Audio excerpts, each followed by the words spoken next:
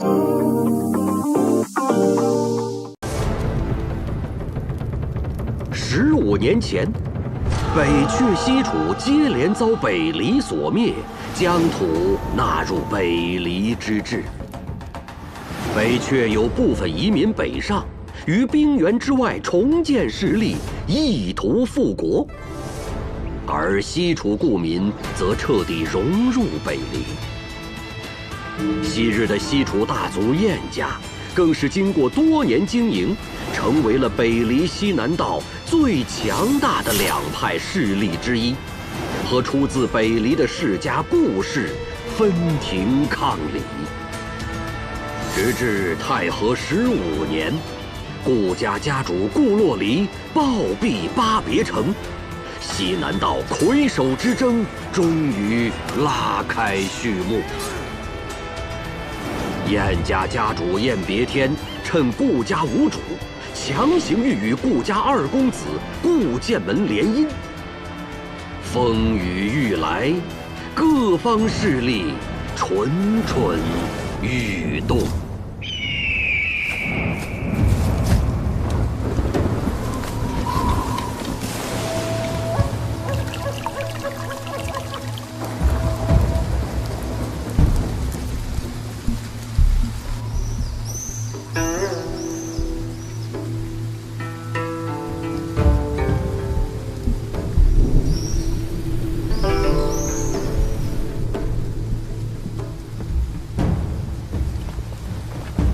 二公子，方才午夜派人来说，为避免燕家不满，让我们把府内的白帆都给换成红绸，实在是欺人太甚。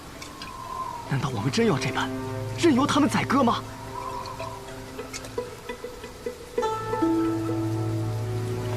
少师兄长请人为我批命，命书上说我一生壮志，空负凌云，死而不得其所。公子，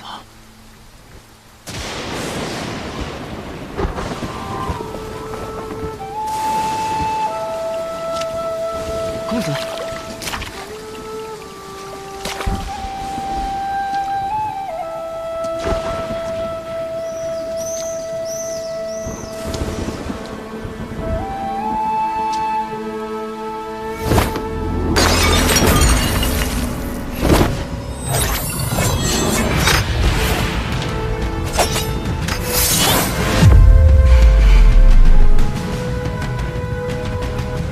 这把剑吗？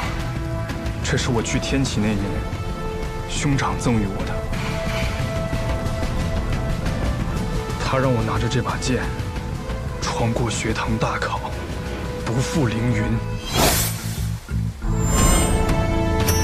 从此以后，这便是我唯一的剑。你问我是否就这样任人宰割？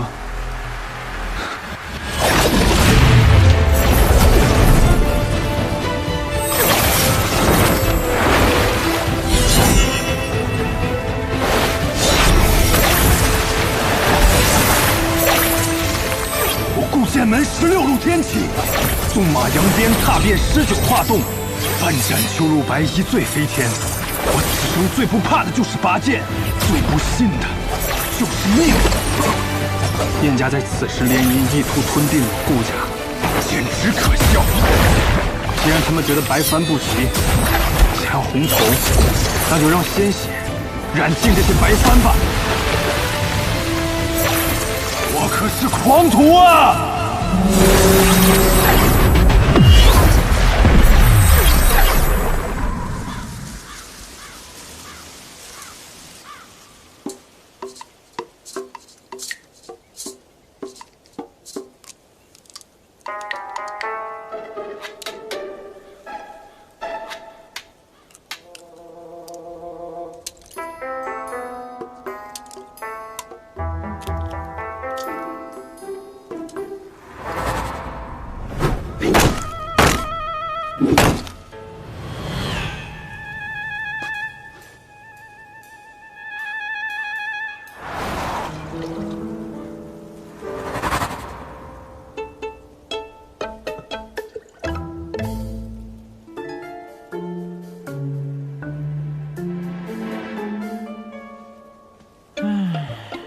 会这样啊？不是说柴桑城很繁华的吗？来了13天，一个客人都没有。我好歹也是钱东城小霸王，可会来这倒霉地方受罪。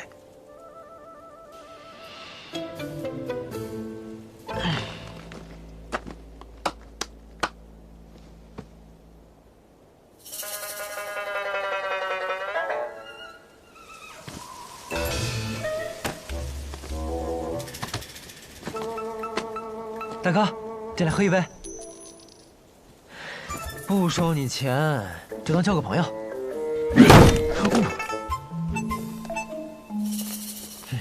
不交就不交，脾气这么差，给我来10斤肉。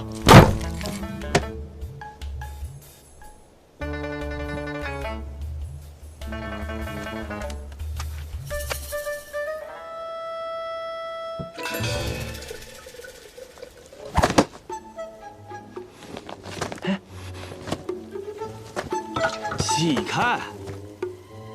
别挡着我看我家小西施。你有没有听过一句话？酒壮怂人胆。你看再酒也只是看，要是喝了我的酒，你就敢过去了。滚！得嘞，这要是在钱东城，我一把火烧了你的油铺。少年郎，怎么不来和我搭话呀？不必了，不必了。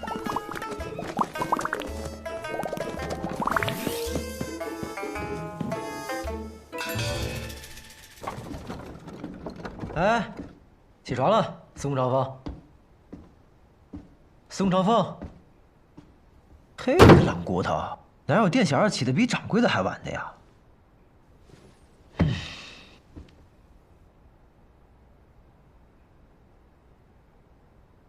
你说也是奇怪啊，这柴桑城不是西南道的第1大城吗？怎么自从我来了以后，这街上连个人影都没有？而且我遇到的人吧，也都奇奇怪怪的，你不觉得吗？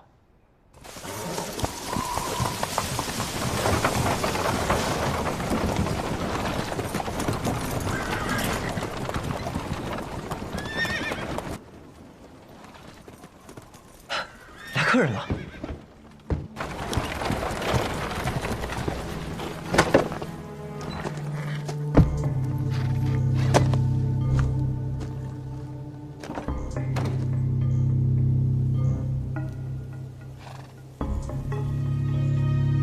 东归，不错，东归。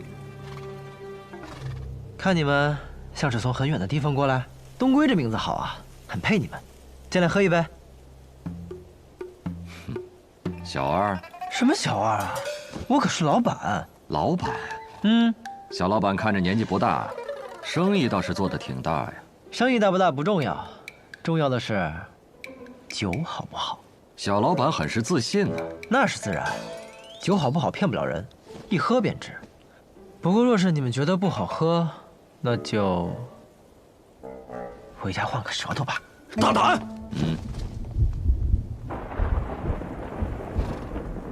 看这天似乎又要下雨了，既然已经来到了这儿，不如进去喝一杯，歇歇脚。走。哎，我的酒可不是随便歇歇脚就能喝的酒。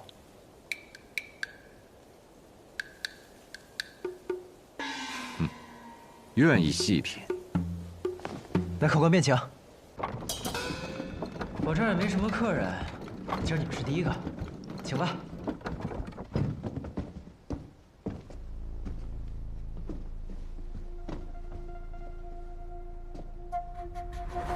不是已经有一人了吗？他可不是什么客人，他属这儿的店小二。小二。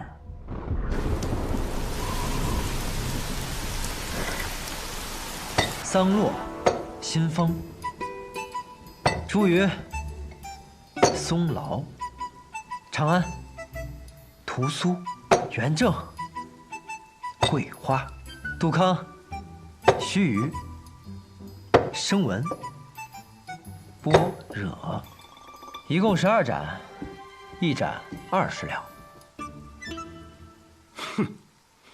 你知道整个西南道最好的酒馆蓝玉轩里的月落白卖多少钱吗？一盏18两。我的酒比它好喝一点，所以我卖20两。你都要了，爽快，请吧。小老板，既然没事，一起过来喝一杯酒吧。那我便不推辞了。不知小老板怎么称呼？我姓白，叫白东君。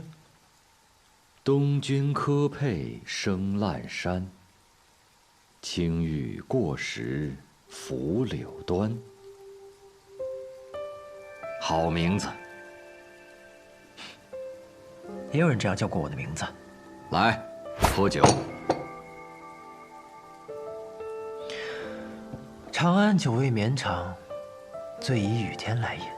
各位今日不饮的话，可惜了。要这话。元正澄澈甘香，最是远行归客。各位奔波而来，饮一杯正好。这也不好，那也可惜。敢问小老板能喝什么酒？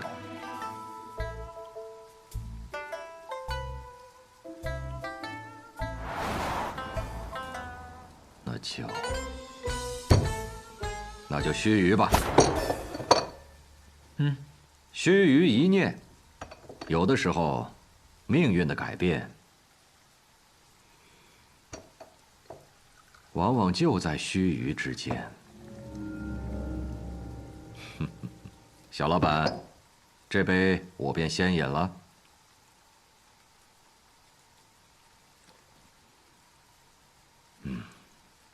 如何如何？我这酒最名扬天下。确实是好酒，在我此生喝过的酒里，可排前5。第5？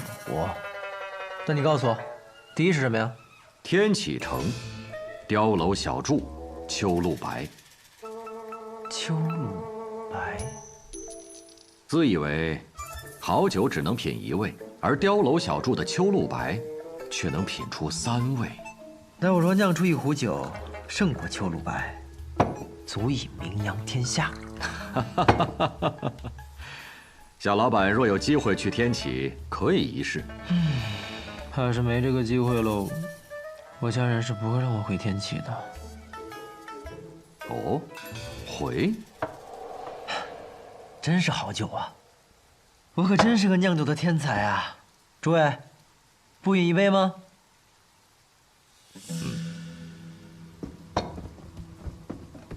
这元正确实清爽回甘，确实不错啊。那边那位店小二，请你喝杯酒吧。来找事的。啊，有酒就行了。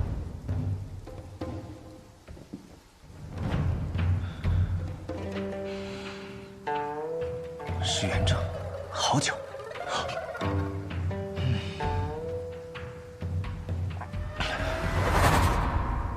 不够。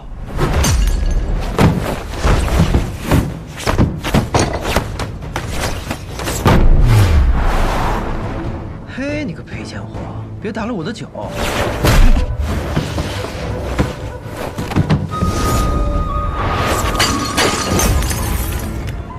我的酒！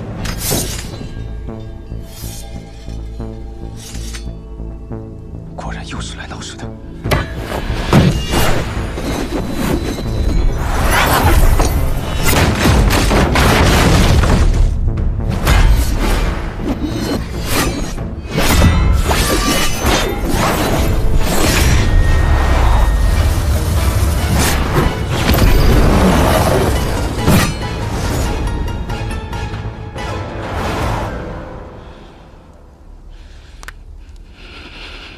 好强！追须强。啊！你这家伙，都说了不让你打，你还打，你个赔钱货！注意客官，我家店小二就是个江湖浪人，不懂礼数，莫怪莫怪。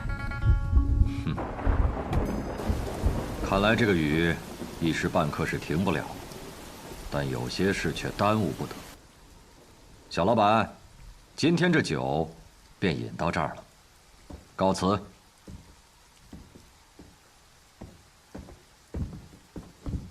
学正，饭什么带呢？走了。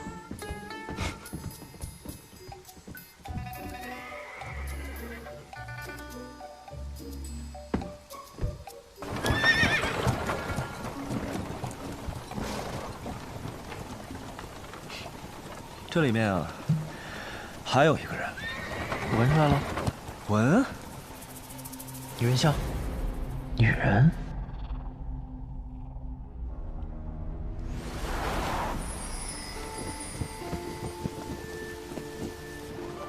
身体可有好受些？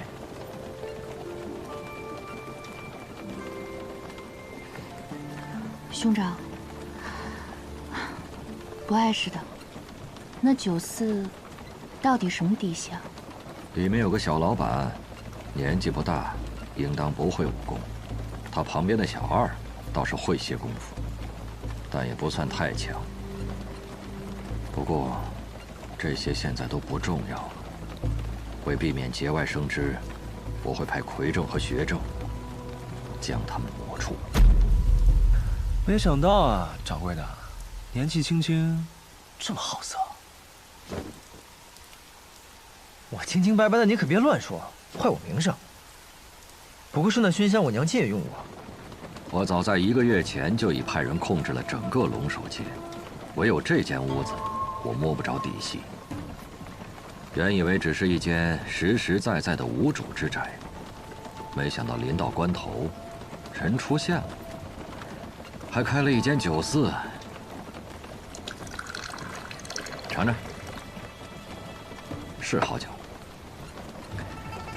人嘛，也算挺有意思的。还问我这酒能不能名扬天下？桑露，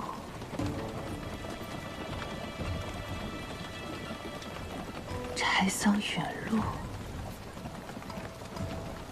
好名字。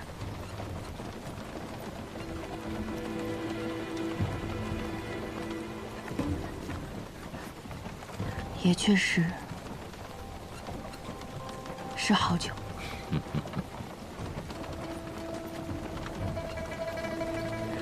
只可惜，这名扬天下，他怕是等不到。西南道近日有一件大事，而且是个大喜事。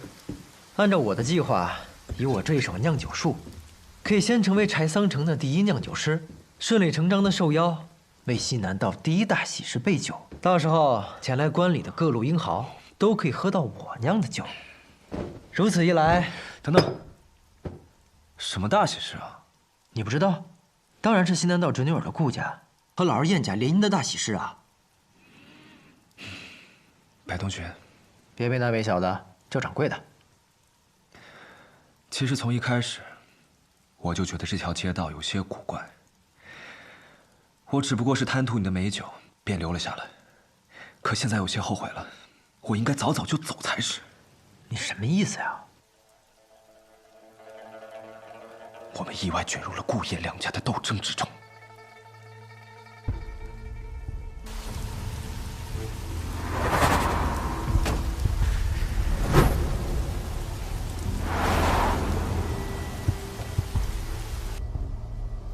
不止他们，还有刚才那一队人也是。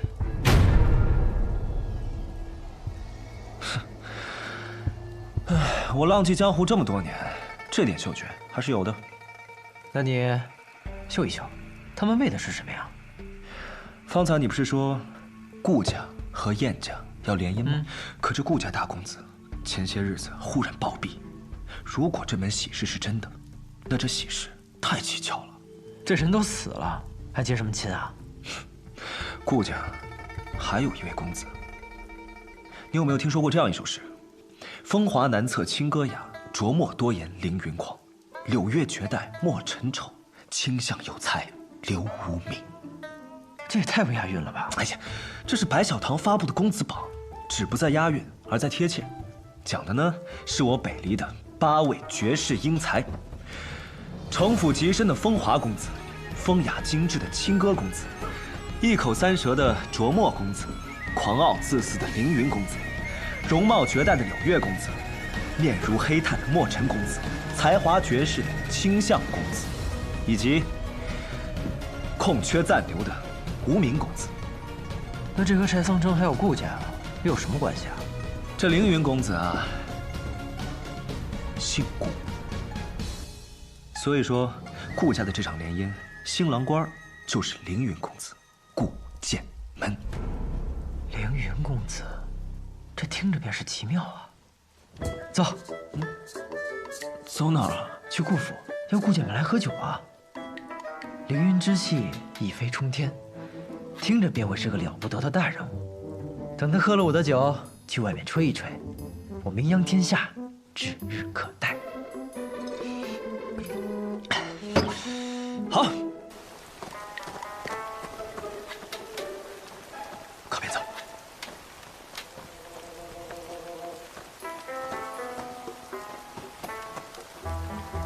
你不是要带我去顾府吗？怎么像是去做贼？你信不信光明正大的走，连这条龙首街都出不去？哎，没想到你这个赔钱货懂得还挺多嘛。那是自然，混迹江湖这么多年，要是这点心思都没有，早就埋在下面了。走吧。哎，怎么了？有人。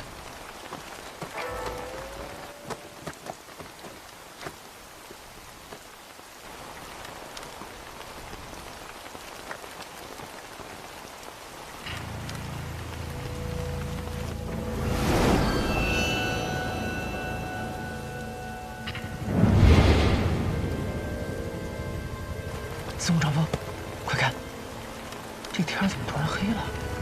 嘘。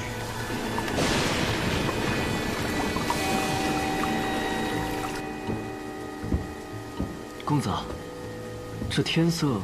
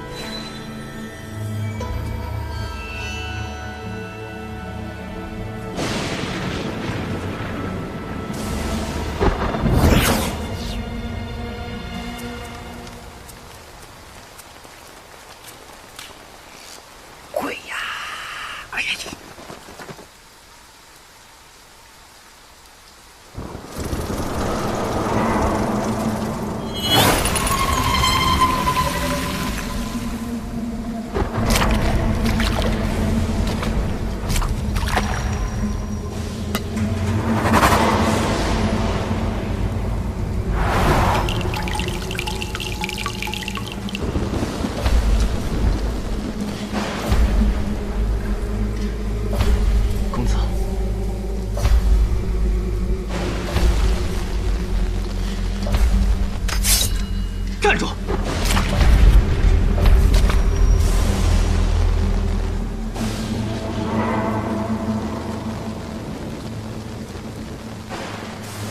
是来自暗河的贵客吧？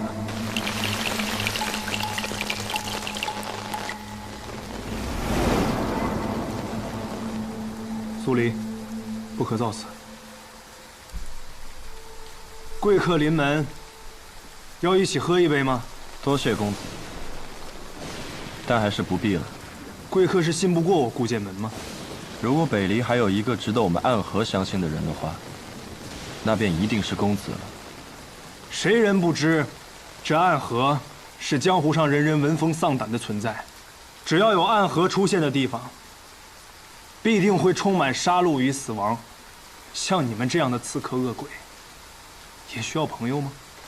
公子言重了，就算是刺客，也需要朋友啊。就像我们暗河选中了公子，是认为公子有些事儿可以帮到我们，而我们也可以帮公子做一些事情，一些很重要的事情。所以暗河口中的朋友，就是这般利益关系。这样不是更可靠吗？公子本应有许多朋友，可现在他们都去哪里了？他们在哪里不重要。公子的兄长，他本无真凶之心，却依然死在了巴别城，死在了离故乡300里之外。公子，你的敌人容不下你，更容不下你的兄长。敌人的刀已经拿起来了，而我们暗河会派最精锐的杀手来此，帮助凌云公子，让他们燕家有来无回。兄长如我父，此仇我誓死必报，但不需要靠暗河来报。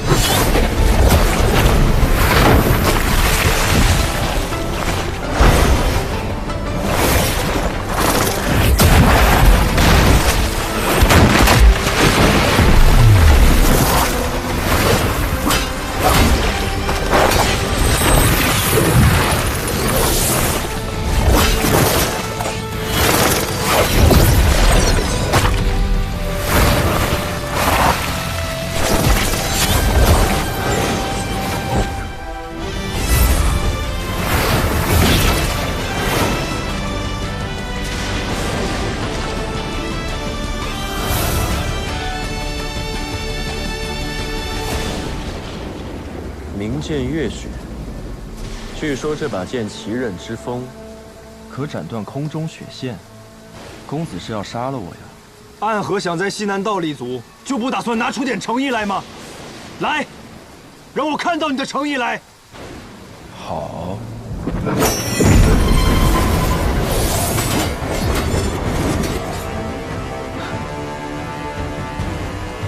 好。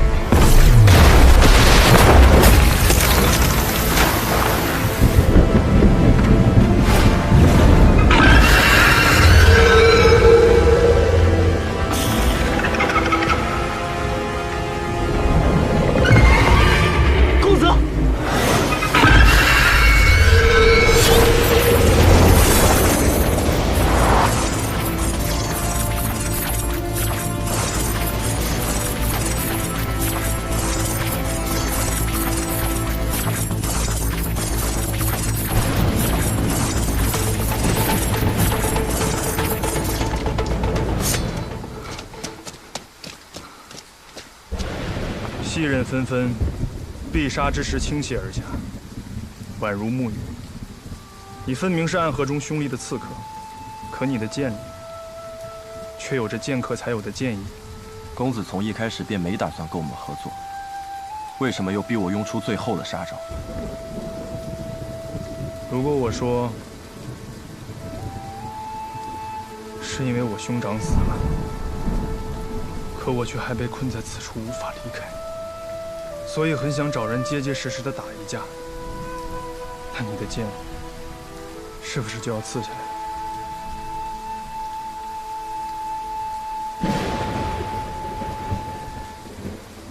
公子若考虑清楚，可去青松客栈询问，我会在那里等公子7日。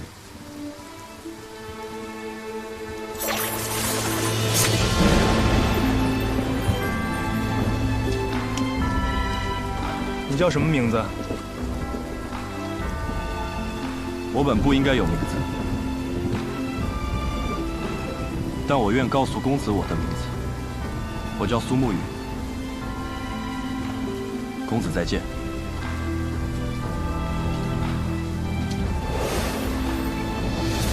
公子，他暗河三家中，穆家极擅长此等诡道秘术。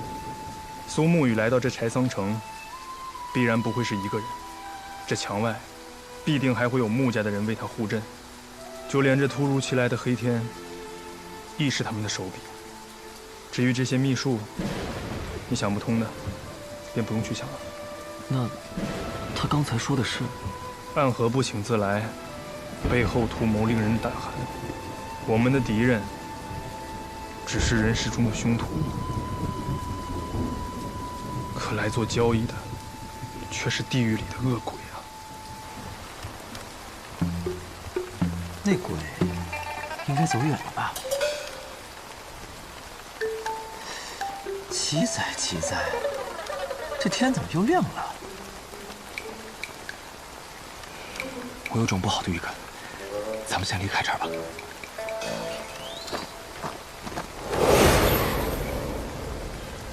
走。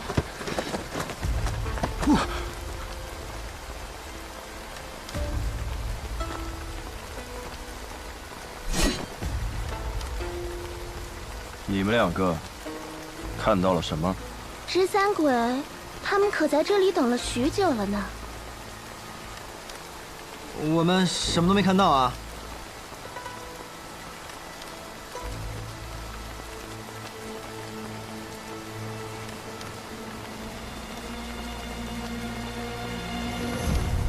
走吧，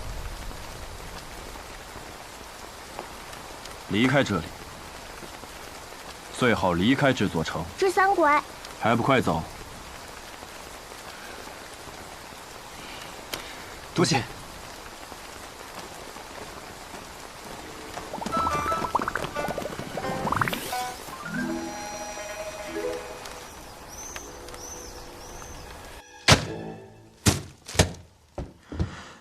吓死了，吓死了！我不过是偷偷跑出来开个酒肆，清清白白的卖我的酒，差点连性命都没了。你说我有没有点天理了？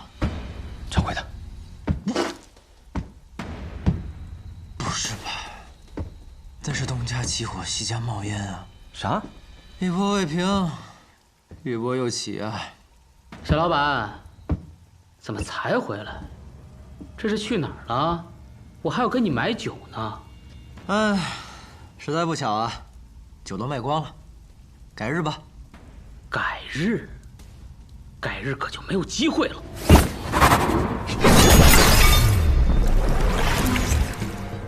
啊！没机会的是你。哎，看来躲得过初一，躲不过15，今日必有一战了。掌柜的，找个地方躲好了。司空传风，你小心。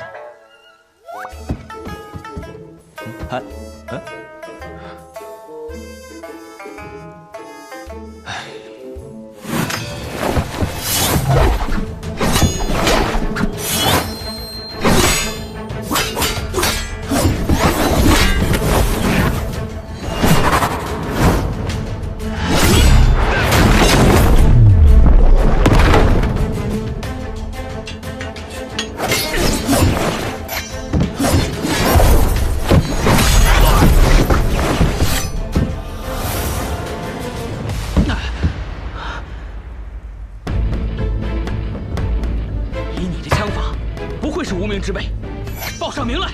哼，巧了，我还真是无名之辈。我从小未见过父母，吃百家饭长大，睡破寺庙而活，未曾有过姓氏，更无人给过姓名。不过生来空空，去也空空，也是不错。我给自己取姓司空，也愿化作长风，一去不归。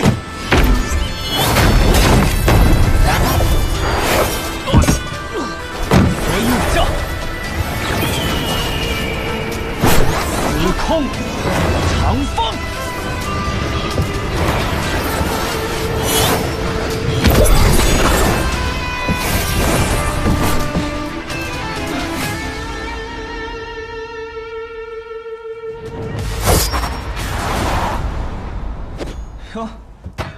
原来这才是正主啊！原来你们是一伙的。我们素昧平生又毫无过节，我还给你们喝了一盏我的好酒，你们为什么杀我？总不能是嫌我的酒太贵了吧？怪就怪你开店选错了地方吧？儿戏了吧？生命是很珍贵的东西，每个人都只有一次，我们并没有权利随意的去剥夺别人的生命啊！白痴，你说什么？掌柜的，你还没听明白吗？顾府已经被这帮家伙包围了，咱们碍着他们的事儿了。说你白痴没错，你竟然想着和这样子的人讲道理。喂，屠夫，我就问你一个问题。你说，如果我们现在离开，能放过我们吗？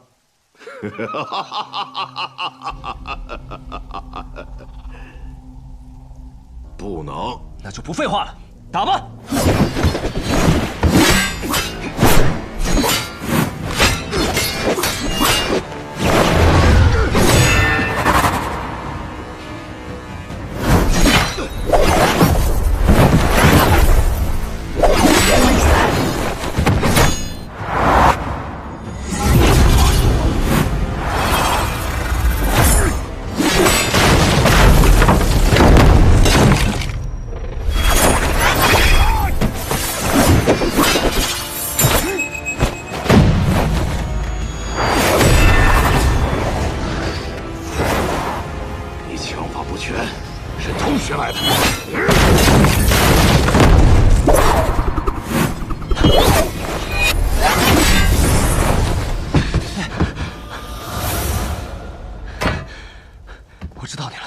生造官法，死谏阎罗，你是金口阎罗严千岁。掌柜的，你先跑。我千里迢迢的跑过来开酒肆，也不是没有准备的。你快跑啊！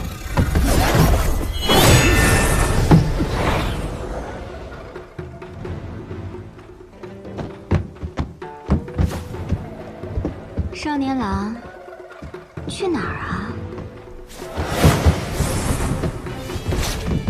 你躲什么呀？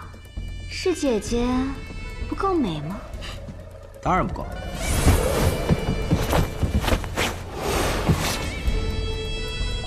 你想去哪儿啊？去那儿。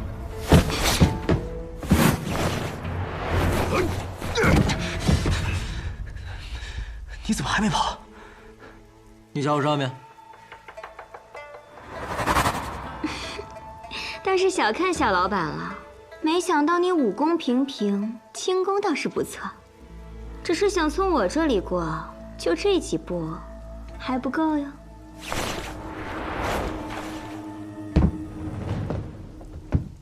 这样吧，姐姐看少年郎生得俊俏，也不忍斩尽杀绝，不如把我们放了。说什么玩笑话？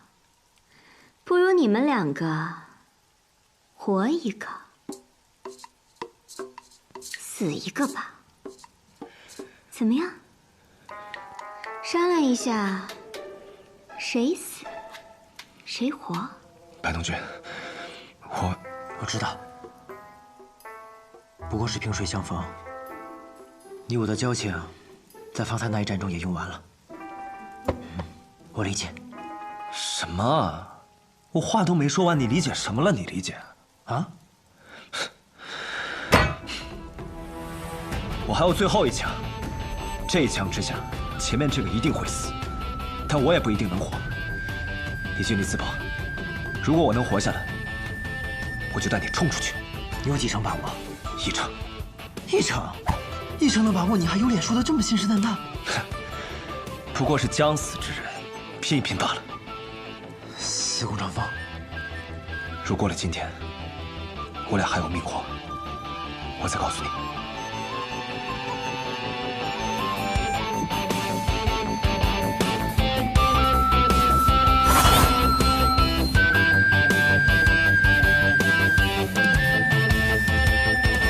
死什么呀？不死。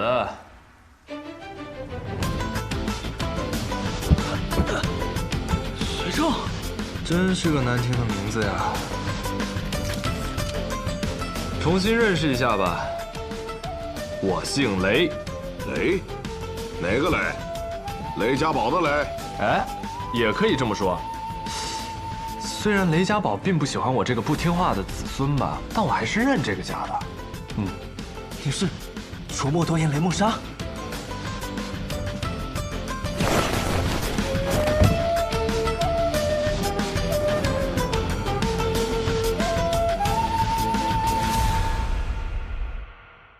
你久仰什么久仰？你是金口阎罗，我是琢磨多言。你不爱说话，而我一张嘴就能把人给说死，咱俩就不是一路人，就甭跟我客套，还久仰。反正你们人再多也打不过我一个，不如我们就大道朝天，各走一边，折柳相送，就此别过。这位就是你说的北离八公子之一？对，琢磨多言。确实是个话痨。二位。我听得到。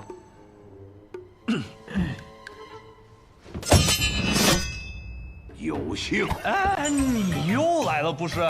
你嘴上说着有幸，但你心里就不是这么想的。你到底能不能真诚一点？我知道你心里想的一定是我今天怎么这么倒霉，一出门就遇上了雷门第一少年英才，北离八公子之中最难对付的琢磨公子，也就是我。你怕不是今天出门忘了查皇帝，去年上坟忘了告乃翁吧？这个世界上啊，世事难料，而你遇上了我，就是你的不幸。闭嘴！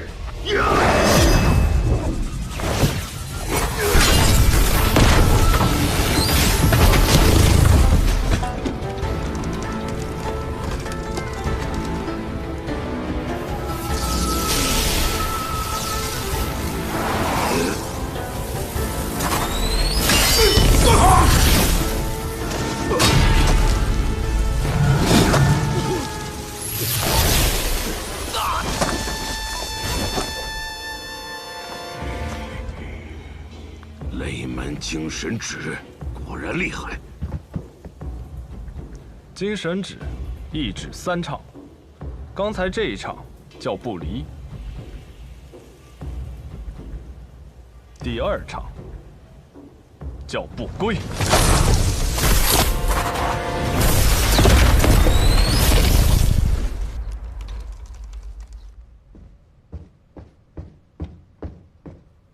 二公子，有个人也来了。雷，他可真会给自己找事啊！我才刚跟苏沐雨说过，不希望他们来呢。二公子，我们当真还有机会？有没有机会，就看有多少必死之心了。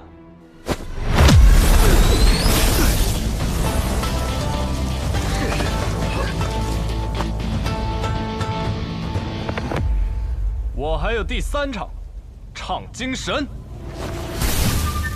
哎，我有个问题。什么？你们江湖人都是这样一边打架一边给自己解说的吗？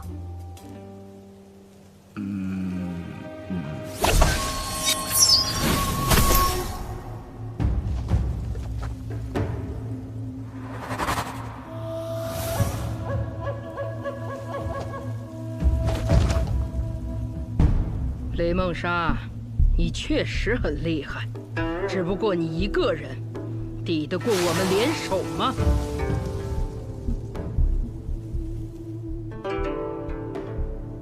谁说是他一个？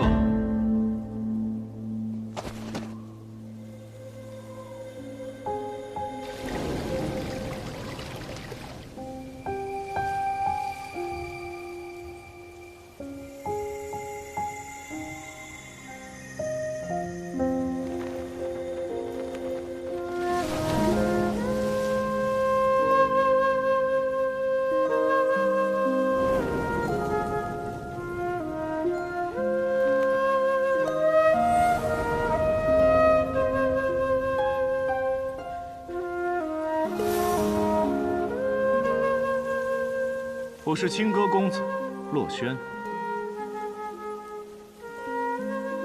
清歌公子洛轩，你这家伙，你怎么也来了？只许你能来，我来不得。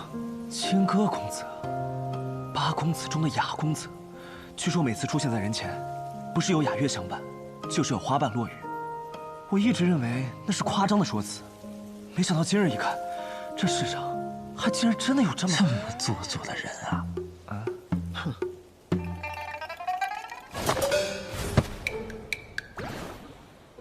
愣着干嘛？走！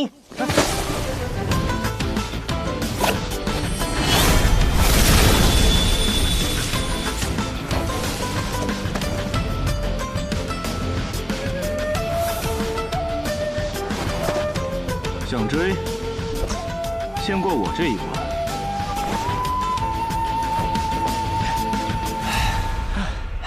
不是，你什么意思呀？你要带我们去哪儿啊？西若寺，就在前边。叫什么？白东君。司空长风。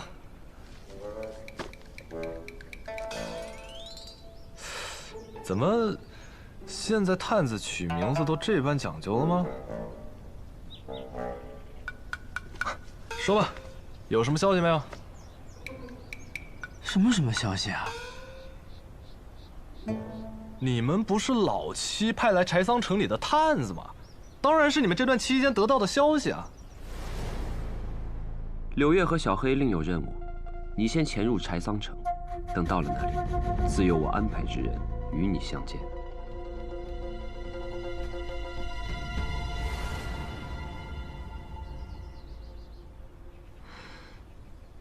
那个雷大哥，我们之间是不是有什么误会啊？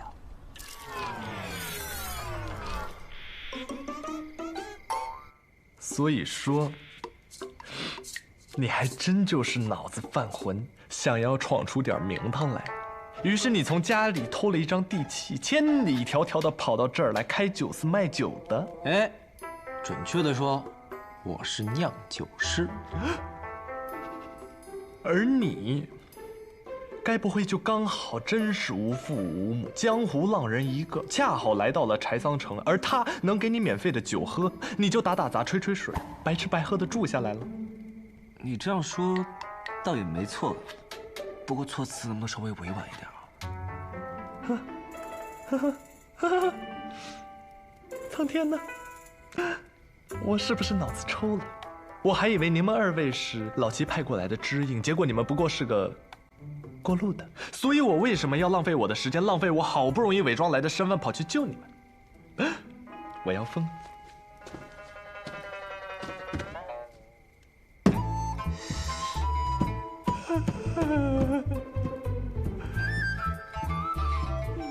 那个雷大哥，先别疯，也别难过。如果需要帮忙的话，我们二位可以帮。就你那三脚猫的功夫，你怎么帮？有人。怎么这么慢啊？是不是太久没打架，骨头都生锈了？你不说话，没人把你当哑巴。怎么跟师兄说话的，老六？那你说说，你怎么来了？不光是我来了。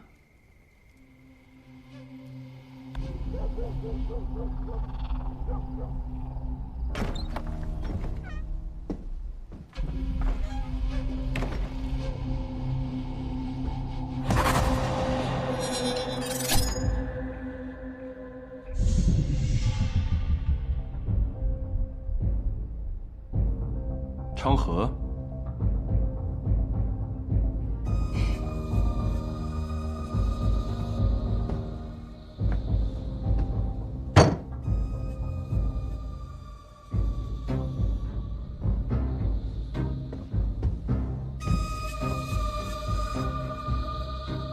你怎么来了？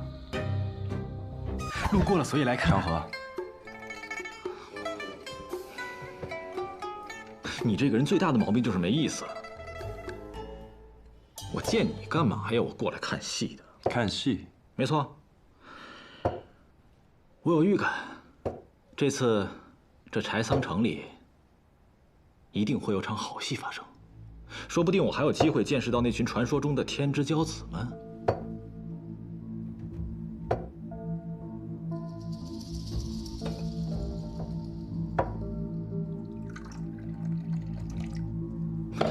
谢强。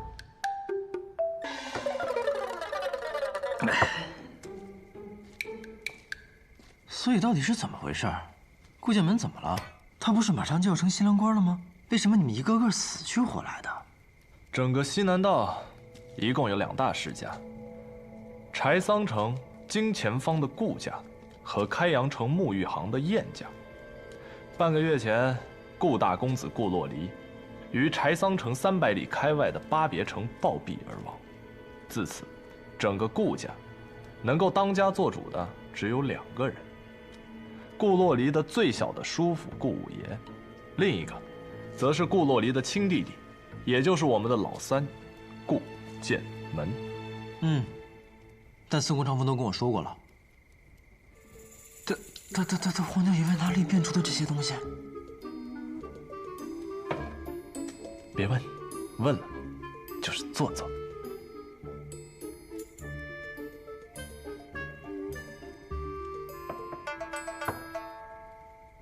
顾洛离生死不到3日，顾五爷便仗着他叔父的身份，给他定了一门亲事。而这个亲家就是晏家千金晏琉璃，就是今日在马车里的那位。他的兄长便是晏家的当家人，也就是与你在酒馆里喝酒的那位晏别天。原来这门亲事是这么来的，也就是说，顾家大公子不是突然暴毙，而是晏家和顾五爷联手策划害死了他，然后想通过这门亲事彻底的控制失去当家人的顾家。可是这样一来，顾家不就成了晏家的囊中之物？这样做对顾五爷有什么好处啊？没想到啊！你这么个少年郎，竟然对这世间污秽的人心了解的挺深呐。对，顾五爷虽然在顾家空有个叔父的名头，但他没有权，所以他心里早就不甘了。此事一成，若他成为家主，失去一个西南道第1的位置，又何妨呢？难怪这座城这么奇怪，也就是说，顾府附近，不，整个顾府都已经被晏家控制了。是几乎都被晏家给控制了，直到这位小白兄弟出现在了龙首街。所以啊，对晏家而言，你很蹊跷。不蹊跷，一时兴起，一时兴起。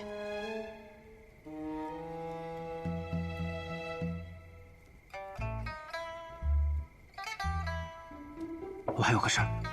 你说。那边有个女鬼。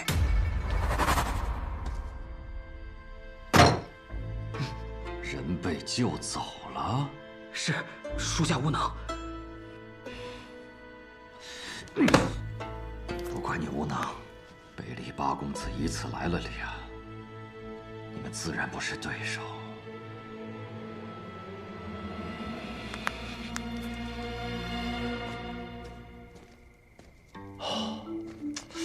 你是从我这儿学了什么多嘴的臭毛病？明知道他是谁，你还调侃他啊？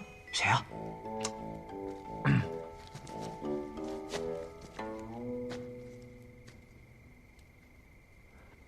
晏小姐，金戈公子、卓墨公子，初次见面，幸会。啊，也不算是初次，护送你一路上，咱们见过很多次。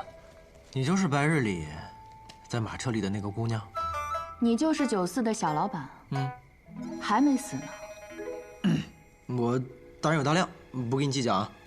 老七与我说，他要邀请一位关键人物，我也是没想到。请坐。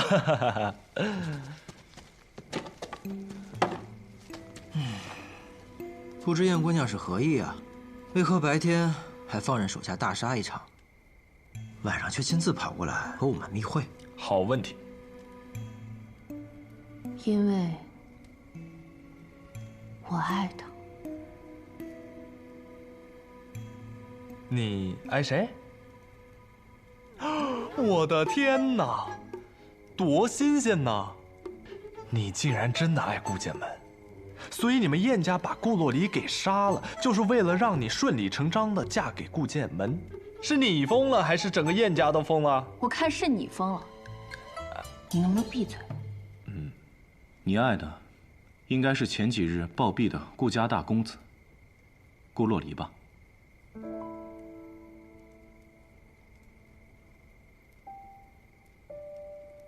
看来是我猜对了。是的，我爱的是顾洛离，但没人知道，我兄长要借我的婚姻，从而控制整个顾家。他杀了我爱的人，还想拿我当棋子来设局。所以，你是故意入的局，为的是破局。是的。婚礼那日，我是绝对不会嫁给顾剑门的。我要嫁的，只会是顾洛离。恕我直言啊，他已经死了。死了又如何呢？我还是爱他呀。燕小姐，你需要我们怎么帮助你呢？抢亲。抢亲？不久之后，你们的兄弟会去劫一样很重要的东西，你们就带着那个东西来抢亲，然后做好杀人的准备。对了，你们要记住，下棋的从来就不是我的兄长，而是我。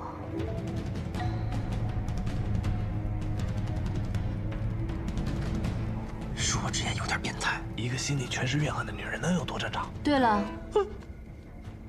我的直觉告诉我，我兄长身后还有其他势力，一股更强大的势力。什么？你要去抢亲？李大哥昨日不是去寻找合适的人选了吗？世间人人都识得北离八公子，你们不宜亲自出面。至于其他的人选，能帮忙且愿意帮忙的人又屈指可数。更何况，也不好让无辜之人平白的卷入这场纷争。既如此，那不如让我试试。掌柜的，为什么？我确实之前是想过找你们帮忙的，我甚至连说服你们的理由我都已经想好了。但是就像你说的，我确实还没有下定决心，把一些无辜之人卷入其中。可无论我想与不想，我都已经卷入了呀。我想听的是你真正的想法。名扬天下。什么？我想名扬天下。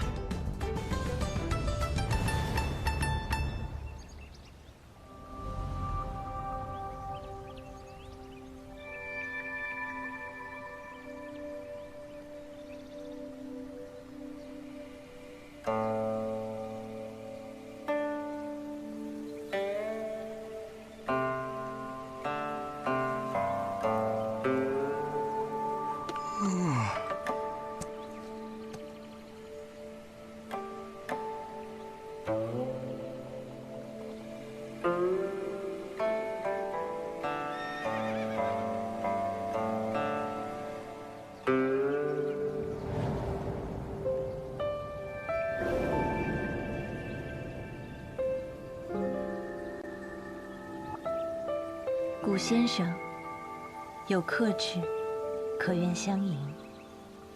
迎。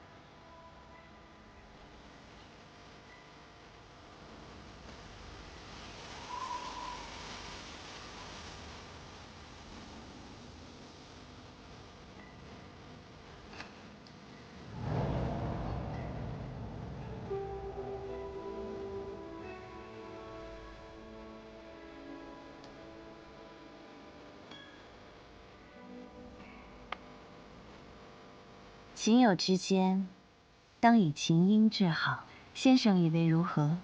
是仙子。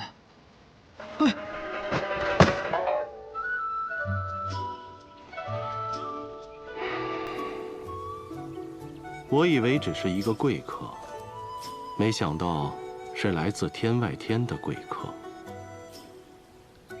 先生认得我？你的眼睛和你的母亲很像。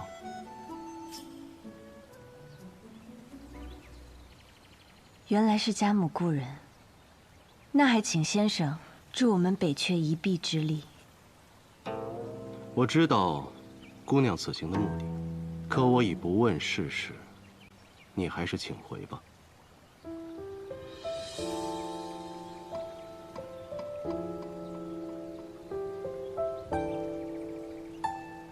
仙子姐姐在看我。托儿，该醒醒了。我感觉我要醉倒在这王眼眸中了。傻孩子，真给为师丢人。仙子姐姐，你叫什么名字呀？不如你先回答我吧，你叫什么名字？我叫东君。东君。东君柯佩深烂山，青玉过时拂柳端。不信蓬莱千万里，春风还未过人间。真是个极好的名字啊！东君柯佩深烂山，青玉过时拂柳端。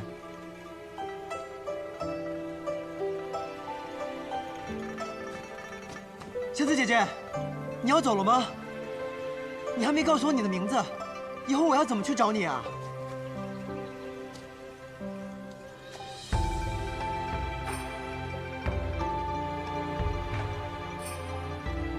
不如我来找你吧。等哪日你名扬天下，世上谁都知道你在何处之时，我便来找你。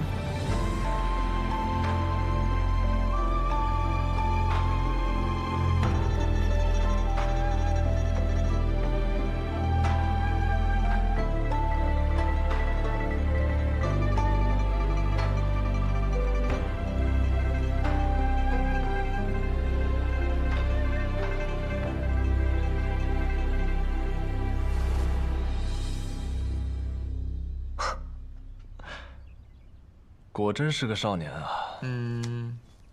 确定不是在嘲笑我吗？不，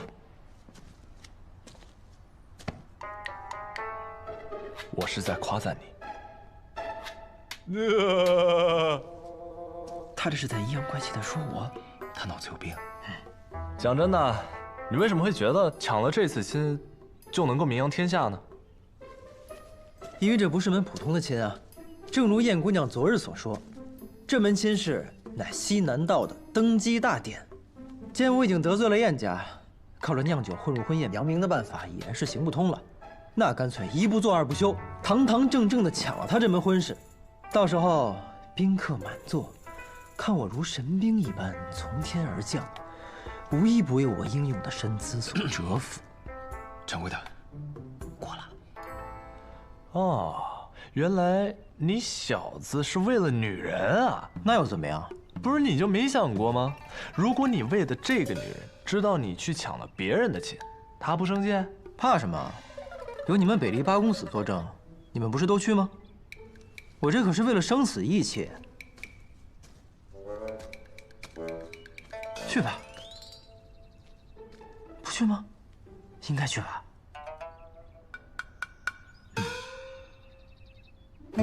看个花，今天刚采的花。我们家新出了几个菜，尝尝。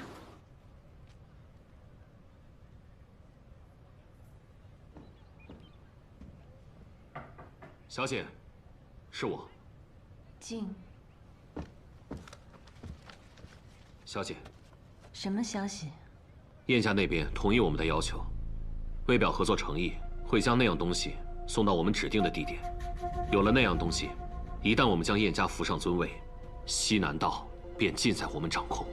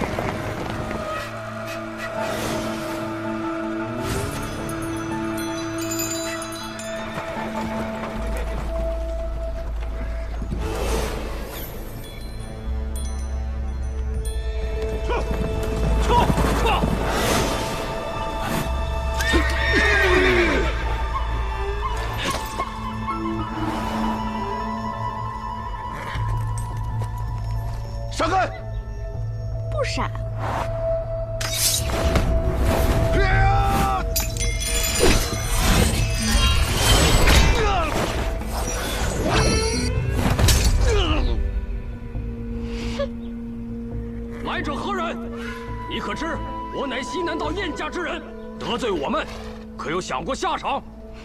巧了，我们找的就是燕家的人。告诉他们，留下东西，饶他们不死。听到了吗？我家公子说了，西南道燕家算着屁呀！留下马车里的东西，饶你们不死。前半句，我可没说。我知道公子你肯定想这么说。好大的口气！你家公子倒是何人？我家公子可是……废话那么多干什么？上去揍他们！公子，你让我说完，听到没有？我家公子说不和你们废话，让我揍你们！欺人太甚！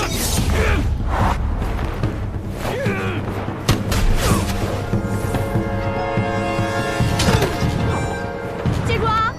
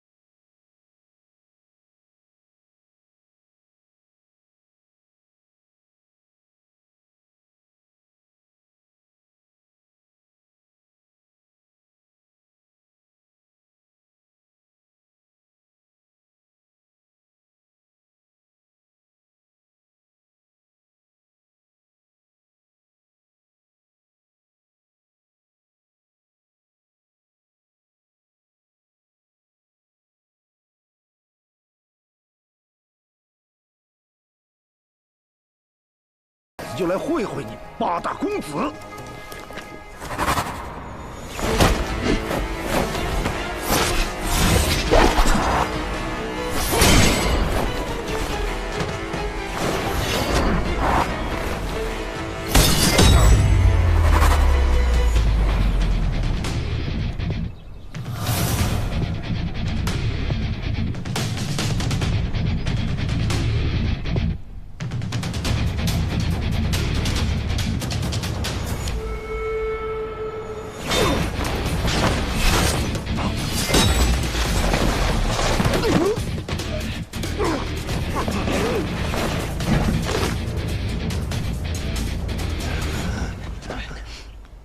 不堪一击，不堪一击呀！还不出来帮忙吗？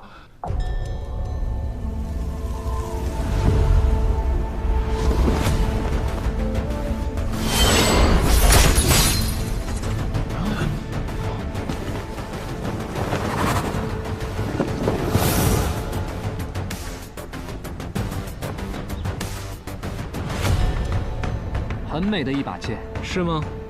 那可配得上绝代的柳月公子。人非剑气，如何混为一谈？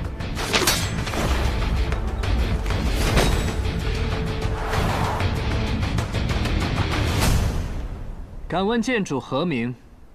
白发仙。有趣的名字。我这把剑以美扬名，若是这把美剑可以杀死大名鼎鼎的柳月公子，是不是也很有趣啊？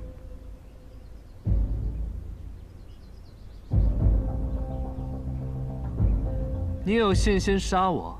有些难度，不过我想试一试。很多人都想试一试，但我依然坐在这里。是吗？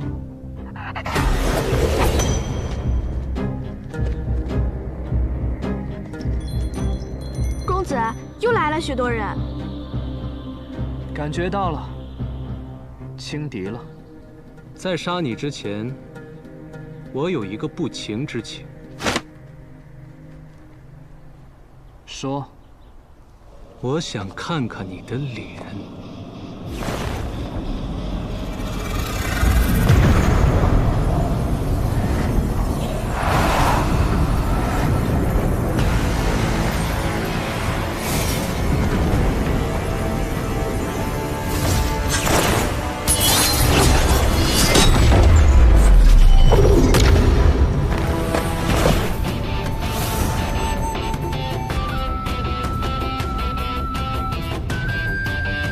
世人以白为美，唯他通体浊黑；世人尚美宠美，唯他爱丑怨丑。你是莫尘公子，莫小黑。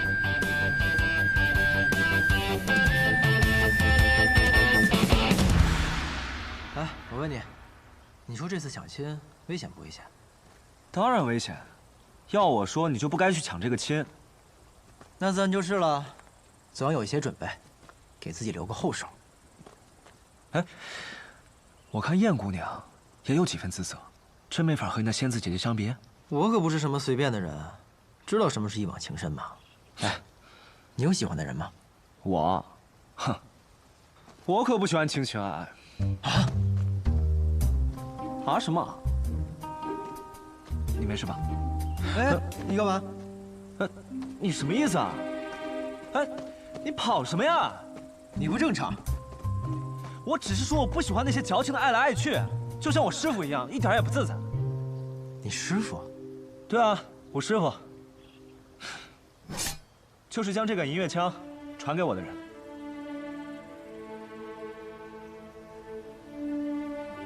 好吧，其实他也不算是我师傅。我遇见他的时候，他已经快不行了，浑身长满烂疮，躺在一个废弃的道观口等死。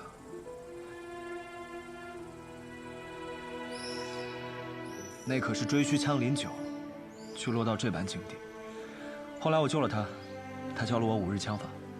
然后呢？然后5天之后他就死了。临死前，他让我把他的骨灰带回他的家乡。他跟我说，他曾经在那儿有一个很深爱的女人。那个女子呢，每日清晨都会在湖边梳头。他当时只是个穷小子，而那个女子却是镇上最美丽的女子。于是，他下了狠心，拿起枪便去闯荡江湖。只是这一入江湖，便是整整的30年。30年？那女子早该嫁人了吧？在他离开后的第3年，那女子便嫁人了。他甚至都不会记得，曾经有那样一位少年，每日早早起来练枪，只为了看他一眼梳头的样子。你师傅也是个了不起的人呢。了不起吗？或许吧。你看啊，这就是江湖。所谓的情啊爱啊，根本就没有。人生苦短，何必给自己找累受呢？司空长风啊，你说你是个江湖浪客，一杆长枪，一壶烈酒，浪迹江湖。请问你浪迹的是哪个江湖啊？江河湖海的那个江湖？那只能叫浮水，怎么算得上是浪迹江湖呢？哦，原来是有人的那个江湖啊。对啊，既然有人，那便会有7情6欲，那情和爱便会是理所当然。也正因为有情、有义、有英雄、有美人，江湖才会如此动人。就当我说不过你。之前你说你快要死了，是什么意思啊？我只有15岁之后的记忆了，在之前的事情我就记不清了。但练了枪之后，有了武术功底，发现自己的心脉早已严重受损，没有几日好活了。潘同学，要不我替你去抢亲吧？现在后悔还来得及。不。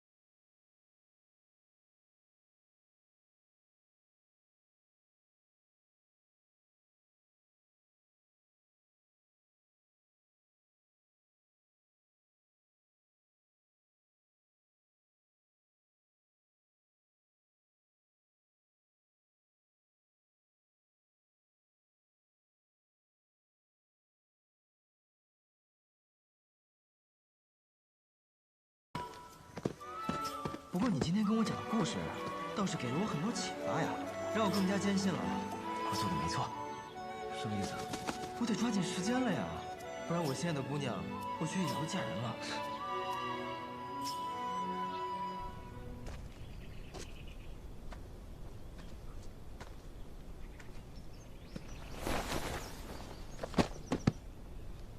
雨季，季轩，怎么样了？东西丢了，也不知那柳月从哪里来的。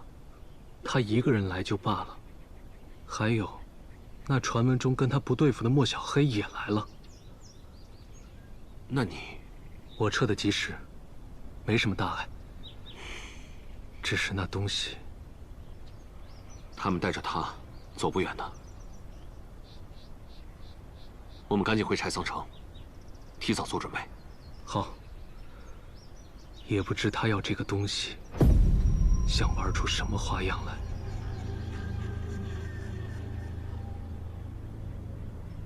看出什么了？不错，不错。什么不错？你来了，很不错。我来之前，老七可没告诉我，要救的人是你。这就叫做冥冥之中天注定。走吧，方才那个人不是西南道的，看来燕家的背后还有另一股势力。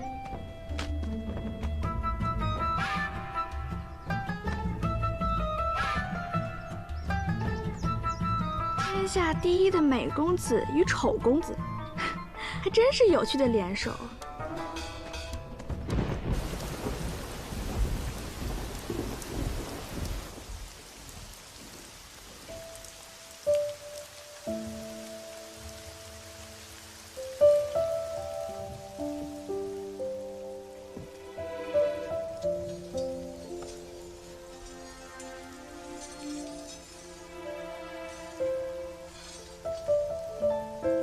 看来他们已经迫不及待了。二公子，明日我可以穿白衣吗？恐怕不允。婚礼之上，应当穿红衣。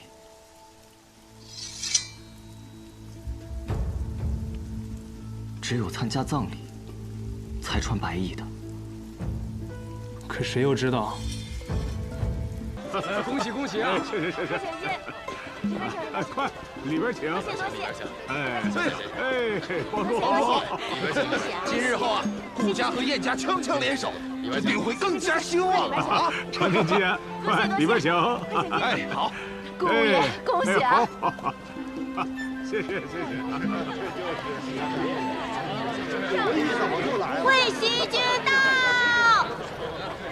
想不到，顾爷居然能请到会西君这尊大佛。什么来头啊？这会西君的父亲啊，因护国而死，皇上为了体恤他家，封了他做会西君。虽然未位列九卿啊，但是满朝都以九卿之礼待之。拜见会西君，会西君亲临小侄的婚礼，蓬荜生辉呀！奴才呀，跟顾大当家相比差远了。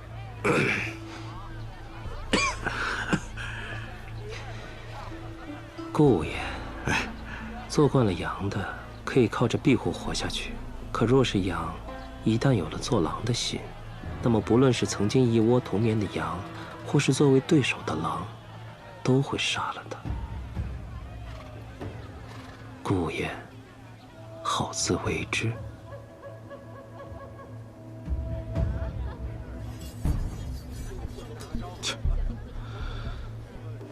哎呀，只不过是一场葬礼而已，搞得还真是有模有样啊！是婚礼，都一样，没区别。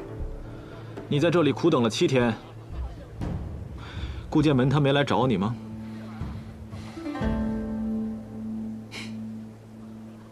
我说你在我面前装什么沉默呀？这难道不就是你内心最想要的吗？他若来找你，对暗河自然是好事情，但是对于你来说，应该会对他很失望吧？苏昌河，怎么了？或许有的时候，你可以稍微闭一下嘴。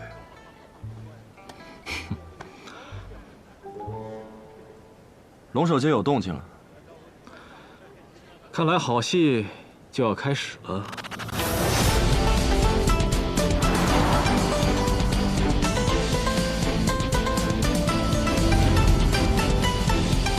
你可想好了，踏出这一步，就再也回不了头了。不回头。好，那就不回头。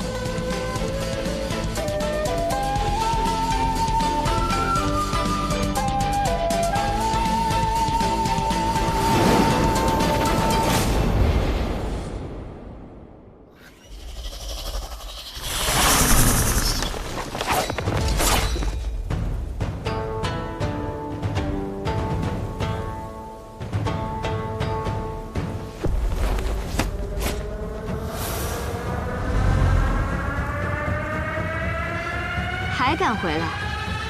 有何不敢？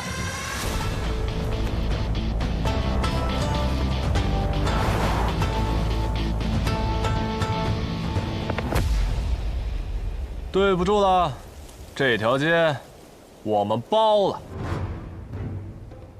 北篱八公子也来了呀，越来越热闹喽。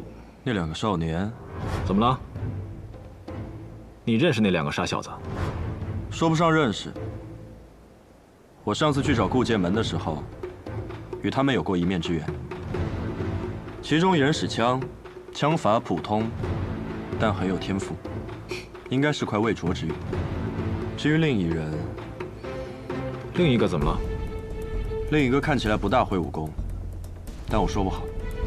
还有你苏沐雨说不好的事情。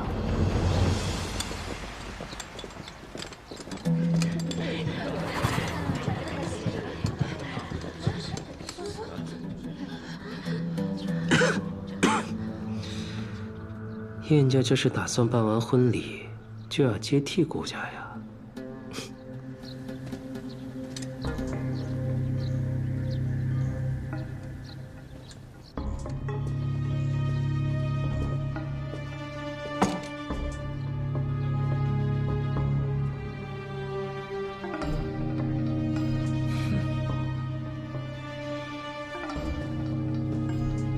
诸位贵宾远道而来参加我侄儿的婚礼，顾某万分感谢啊！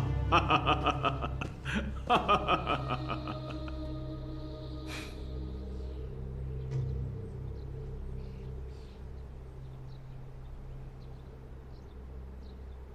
吉时已到，奏乐，迎新人。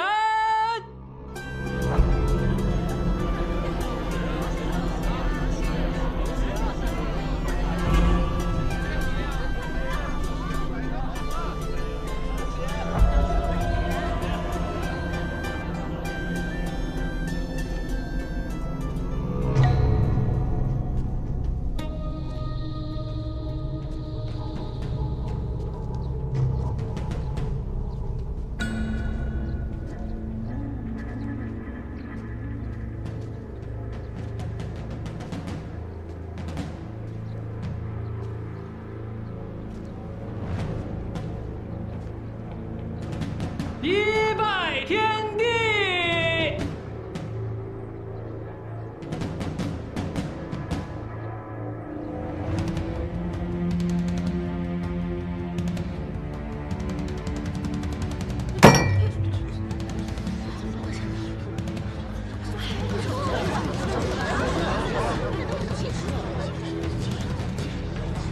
一拜天地。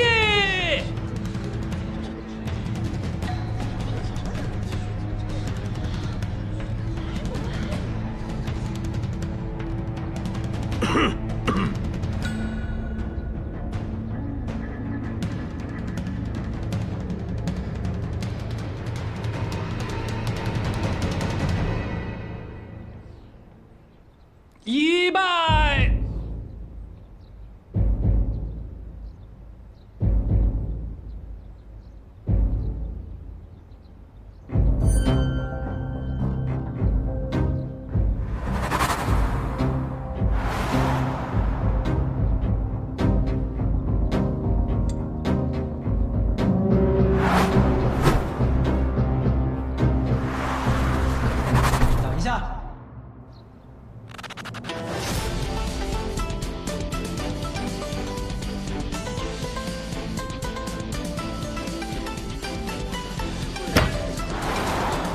客人还没到齐，戏言就开始了。难道这就是西南道龙头老大的待客之道？你是谁？客人。好像见过的，大人都是的，是什么了不起的人物吗？但是这不可能啊！小兄弟，我们顾家未曾邀请过你吧？敢问客为何来啊？抢亲。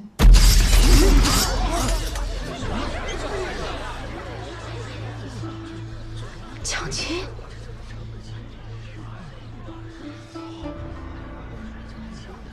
抢亲？不错，抢亲。小老板，念在你我有一面之缘，我奉劝你，莫要胡言乱语。你哪这儿都听到我在胡言了？你们不请我，是因为请不起我。但若是我来了，你们也只能以上宾待我。是吗，小老板？我给过你们一次机会了，但是你们好像不是很懂得珍惜呀。他动杀心了。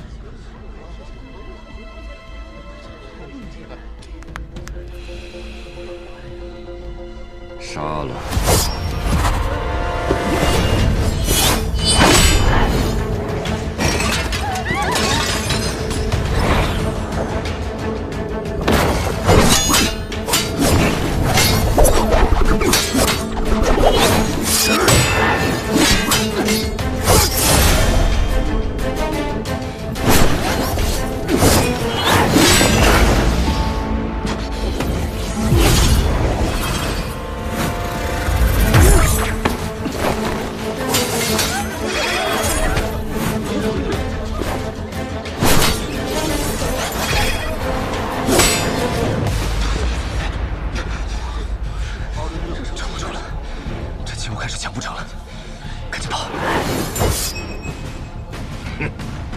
还想跑？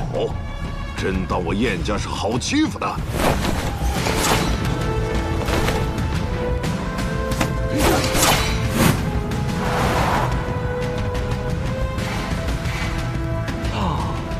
这两个家伙怎么还没到？这群家伙也比我想象中的难缠得多。白东军那边应该也撑不了太久，别到时候真的让他们把命都给送了。掌柜的，我白喝了你那么多日酒，今日我就还你这份恩情。只要我一出枪，你就头也不回的跑！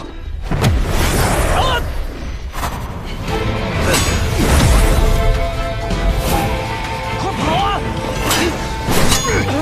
不跑，琉璃。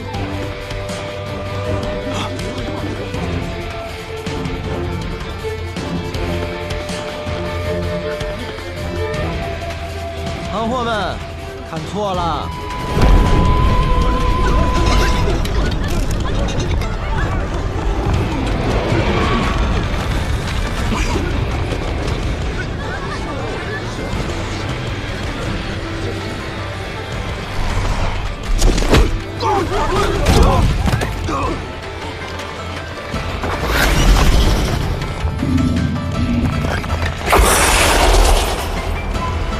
小白，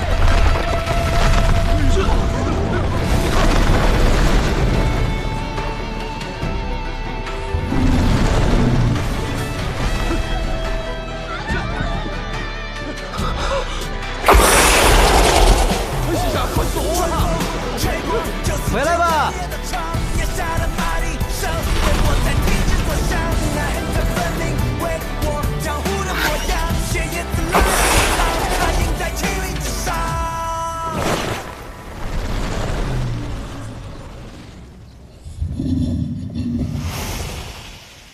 藏了这么多时日，也该轮到你好好表现一番了。果然是他。头有犄角，通体银白，身长10丈。这条蛇是温家家主温宁豢养的白琉璃。你不姓白，你是温家的人；你姓温，你叫温东君。好难听的名字呀！琉璃从小和我一起长大，外公在我出生之时便将它赠予了我。还有，我不姓温，姓百里，我叫百里东君。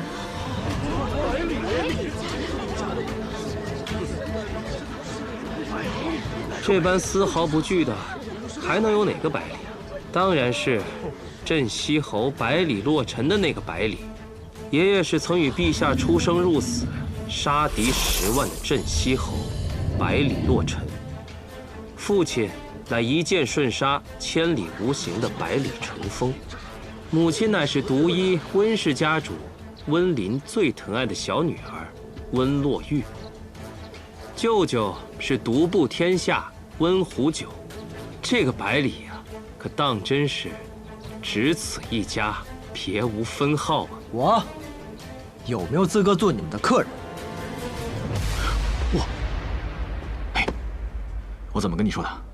这里果然发生了一件比有趣还更有趣的事情。或许暗河就此与此事失了交集，倒也是好事。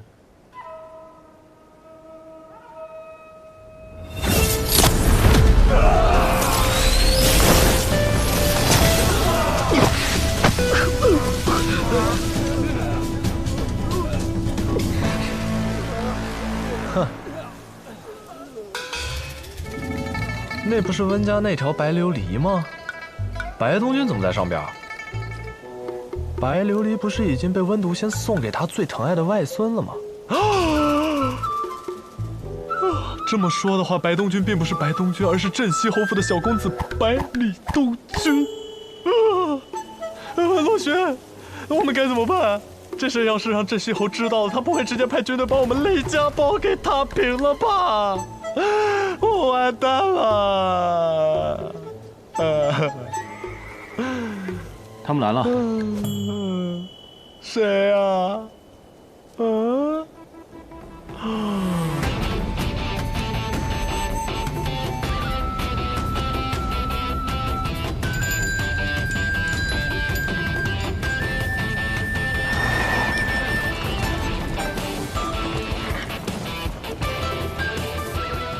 太好了，罗轩，一会儿你带着柳月把这里处理一下，我和小黑负责把棺材运进去。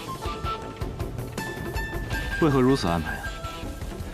因为你俩都长得太好看了，要是你们进去，只会抢了本公子的风采。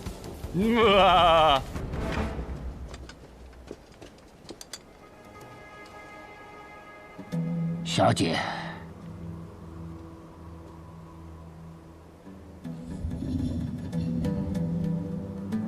这小子怎么会跑来柴桑？头儿，这样怎么办？现在我们只需要做一件事，什么？走，好，走。哎呀，原来是侯府小公子大驾光临，有失远迎，还请见谅。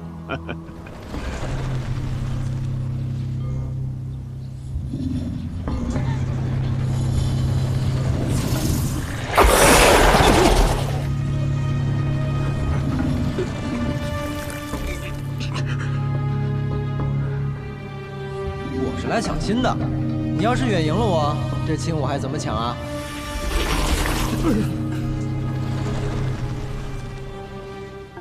所以，你们还敢杀我吗？今天是舍妹的婚宴，我有几句话想问百里小公子，不知可否？你问。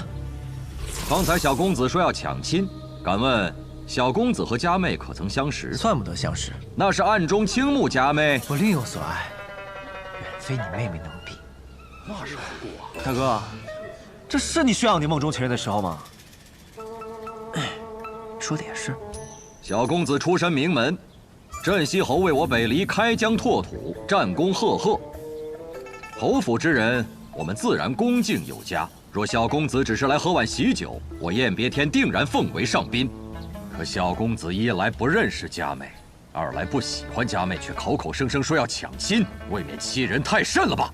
看来百里小公子不占理呀。我说我来抢亲，可没说是为我自己抢啊。什么意思？意思就是，真正抢亲的人来了。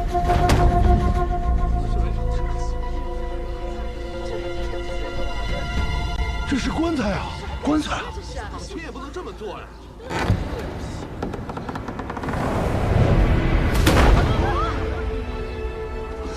顾洛离，不错，真正抢亲的人就是他。顾家当家顾洛离与你们家燕小姐青梅竹马，一向对其爱护有加。燕小姐对他也是倾心良久。他来抢亲，可还合乎你们所谓的道理？放肆！他是个死人。可若不是你们害他，他又为何会变成一个死人？这是为何呀？兄长，不如问问我的意见。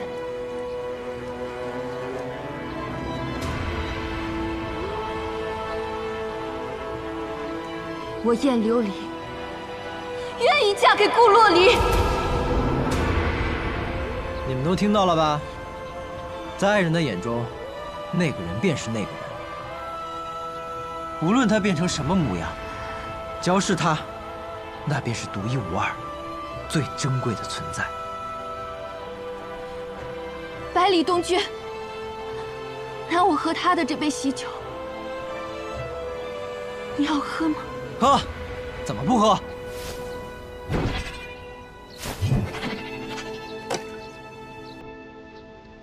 干！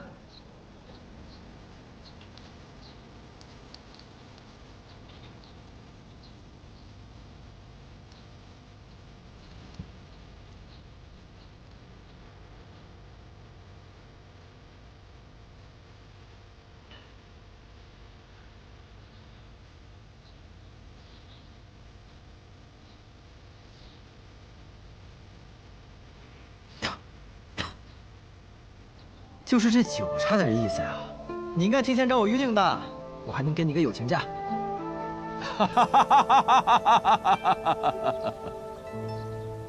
杀了他！我是想要杀了百里小公子，然后嫁祸于顾家呀！燕当家，你根本不了解镇西侯府的形势。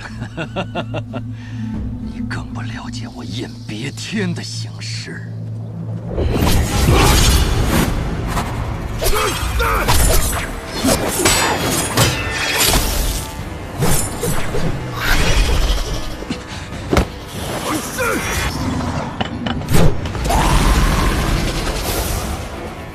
反了你了！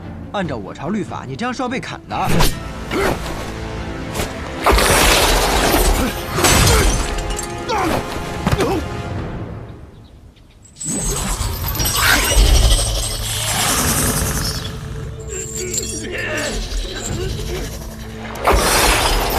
小白，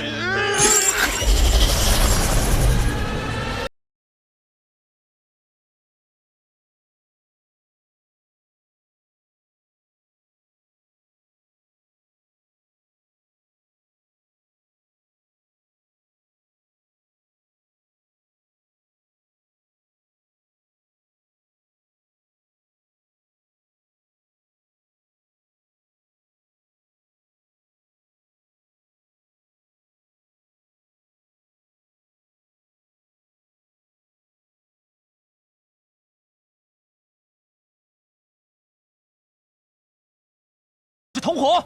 没有众人吧？只有几个，他们都跑了。闭嘴！龙首街之争，我早已注意。呵呵，这小子是个天生五脉。小姐早就知道此事？不错，我曾与他见过一面。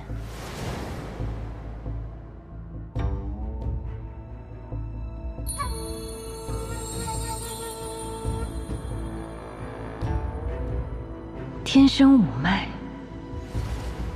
那为何？自然是有我的考虑。陈长老，你是在质疑我吗？不敢。可是小姐，如今这个好机会，还是不要错过为好。燕家和顾家相争，结局必定是两败俱伤。就算有北离八公子，此一战后，他们这些人还能有几分余力？不如我们趁这场争端的最后再入场，那个天生五脉给他带走。那我们与燕家的盟约？强者才有制定规则的资格，而弱者就该有被放弃的觉悟。更何况，如今棺材已经丢了，我们失去了拿捏燕家的筹码。在这种情况下，我想不出来，一个燕家还能比天生五脉更重要。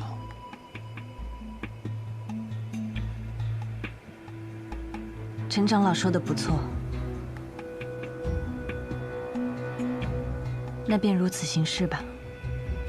是。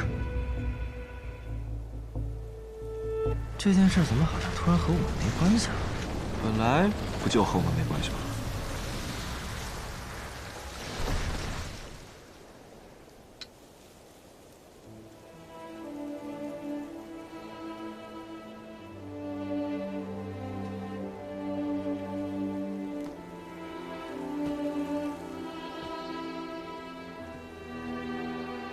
吴叔，今天之前，我一直在告诉我自己，你是我爹的亲弟弟，是我和我兄长的亲叔叔。你这是什么话？我就是因为是你的亲叔叔，我才会怕你哥死后咱们顾家独木难支，千挑万选给你定了这门亲事。好，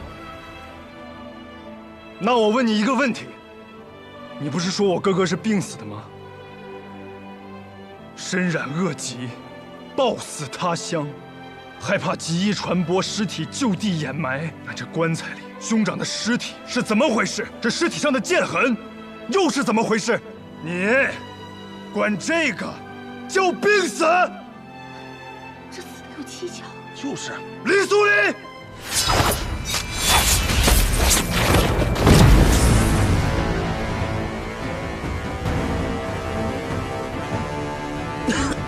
顾剑门，不得放肆！这是我顾家的门庭，而我叫顾剑门，我为何不能放肆？我顾家生于危难后连胜3代，在西南道从来只做第一，不做第二。我兄长为何年仅16便独掌大局，历尽艰辛，呕心沥血，而我又为何仍在年少去天启城学艺？我们顾家为何以商成名，却又以武呼名？为的就是不妥协，不对任何人妥协，不对任何事妥协。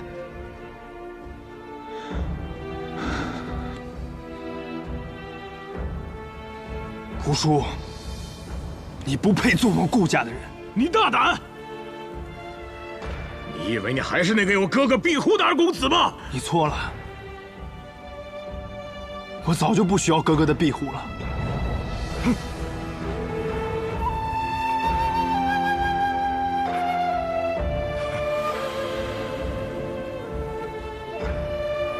来人，拿下他！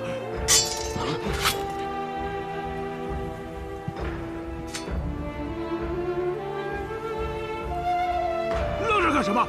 拿下他！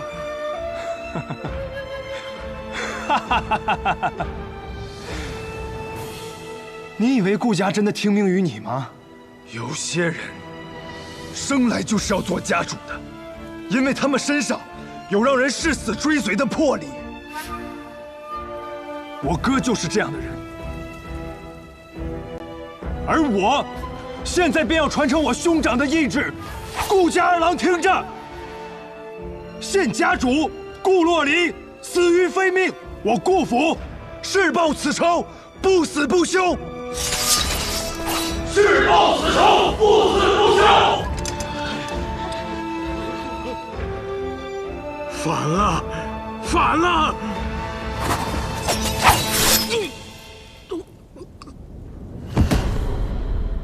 内奸已除，该轮到外敌了。凭你们几个人，也想杀了我？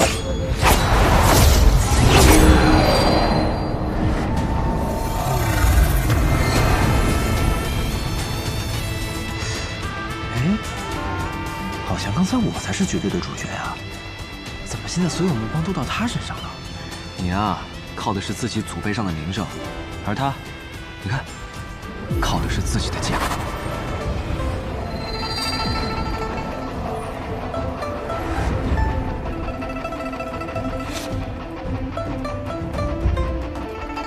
都快败了，还不出来吗？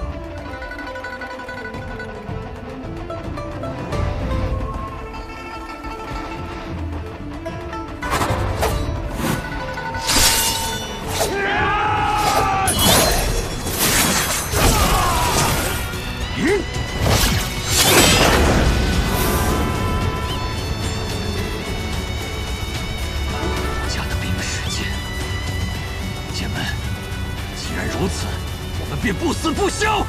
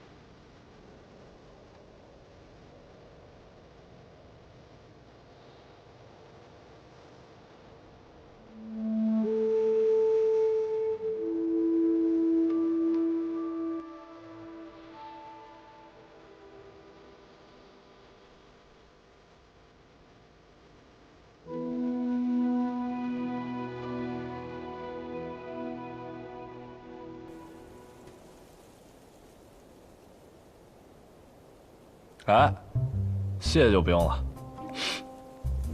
都是兄弟。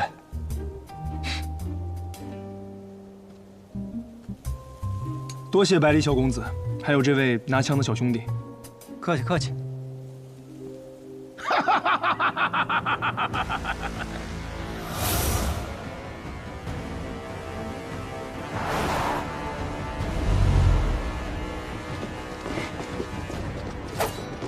又是你，没错，又是我。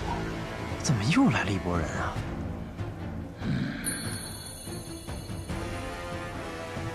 果然是天生五脉，拿下他！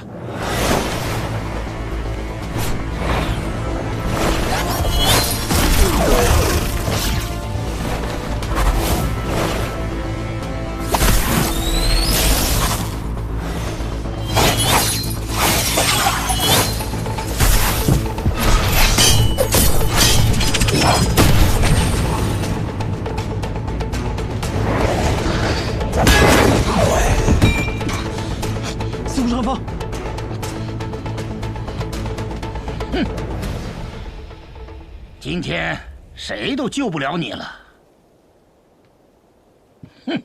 谁敢动我外甥？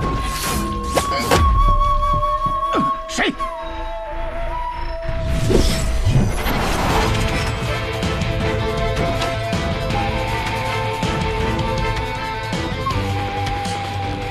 原来是温家，温湖继母。答对了也不一定有奖励哦。 反而可能会死。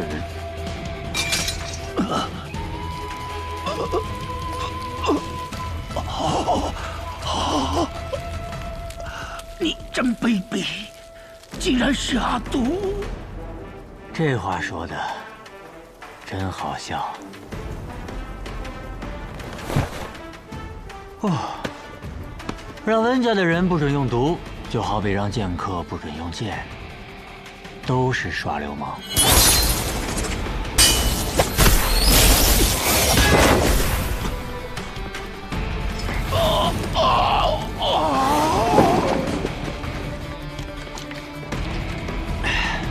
还有谁呀？撤！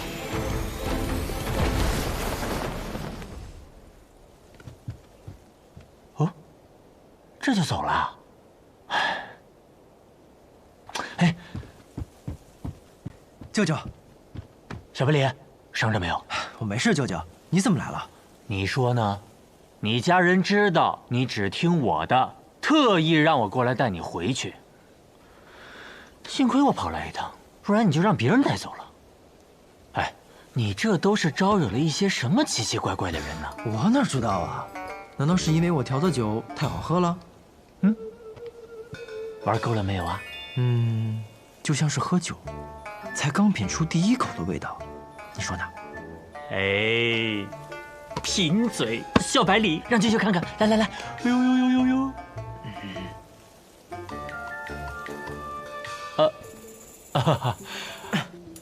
各位公子，今日一见，果然名不虚传。温前辈，温前辈，我外甥给各位添麻烦了。舅舅，你是来晚了没看到，我可是帮了他们一个大忙。确实如此啊！百里小公子智勇双全，如神兵从天而降。折磨公子，我们赶时间，麻烦你先不要说话。不知顾公子要怎么处理今日之事啊？大哥大仇得报。至于剩下的，便要看燕家如何处理了。燕别天，罔顾道义，陷顾燕两家于不义，死有余辜。从今日起，燕家家主由我燕琉璃接任。燕家的兄弟，可有不服？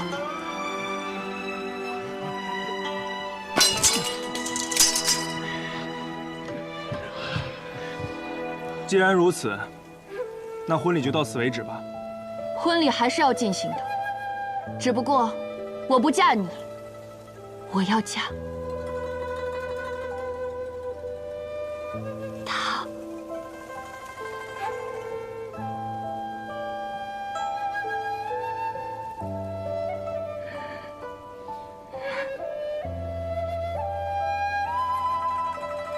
有意思。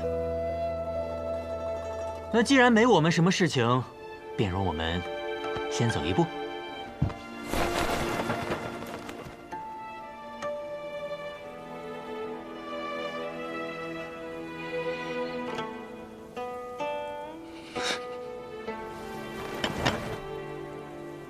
舅舅，小香仙，不跟我们一起来吗？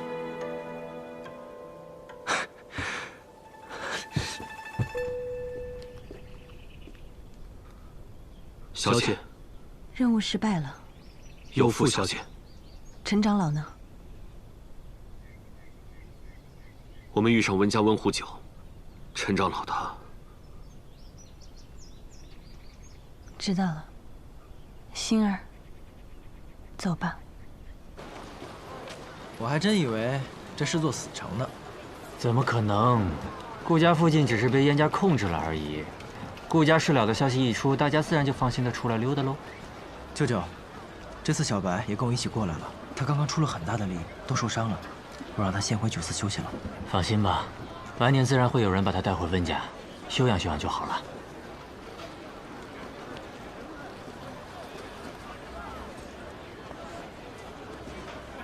真羡慕比利八公子之间的情谊啊！你没有过这样的兄弟吗？有过。云哥，你天资聪颖，功课又好，以后定能继承父业，当大将军的。当将军有什么意思？我长大了要去闯一闯在书中的江湖，做一个行侠仗义、无拘无束的剑客。那你也带上我。那好，我们立个约定。什么约定？等我20岁，你18岁的时候，我们就离开天启，一人向北，一人往南，独自去闯荡江湖。等九剑成仙的时候，便是再见之时。可以吗？好。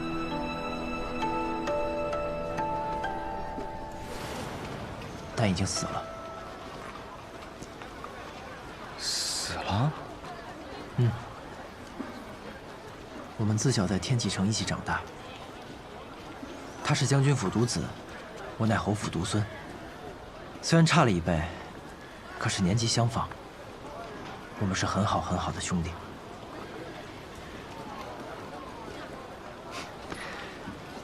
不过现在又多了一个。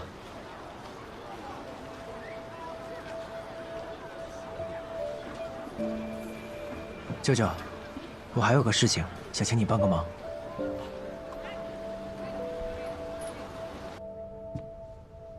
你可是想问我，当初为何没有带走那百里东军？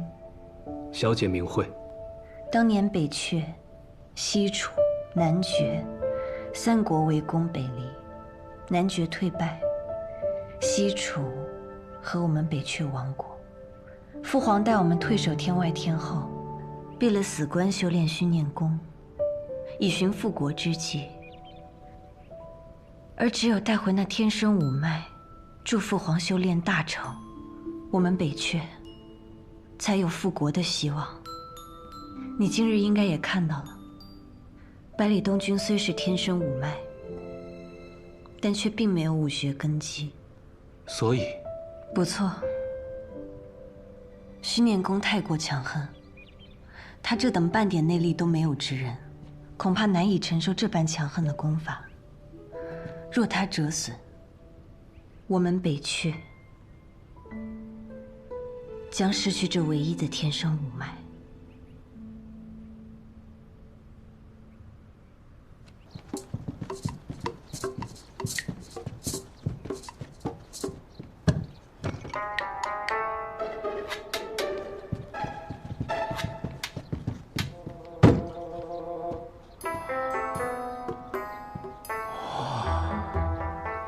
舅舅，你馋酒了？可是这么多坛酒，咱们怎么着也喝不完啊！你呀，一天到晚就知道喝酒。这酒不是用来喝的，那是用来救他的。你呢，救了我小外甥的命，所以这一次，我一定会救你的命。真的吗？这么多年，我找过很多人，也去过很多地方寻求救命之法，但是，那一世的办法呢，我是没有，但是一时的办法我还是有的。不过有个问题，我很好奇啊。你为什么现在还没有倒下？啊，快了。哎，宋长风，宋长风，这么快？说倒就倒。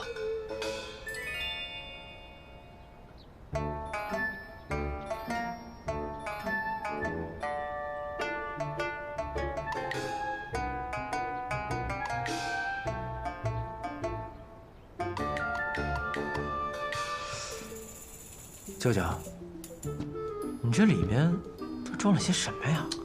花衣嘎、血蜘蛛、三尾蝎、蜈蚣。等。你怎么还随身装了这么多恶心的东西啊？你才恶心呢！你娘从前也有。哎呀，赶紧出去吧，在门口守着，不要让任何人进来。放心吧，2天之后呢，还给你一个活蹦乱跳的司空长风。哎呀，去吧去吧去吧。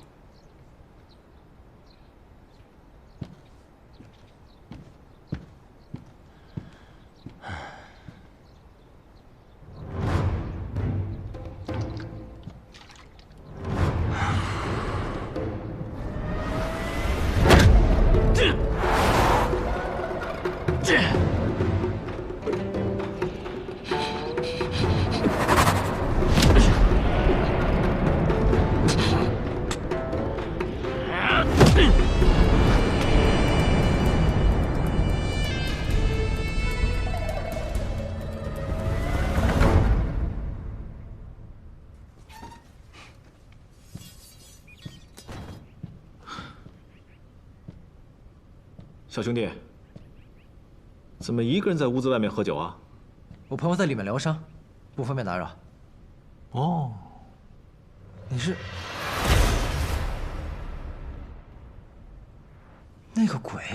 鬼？嗯。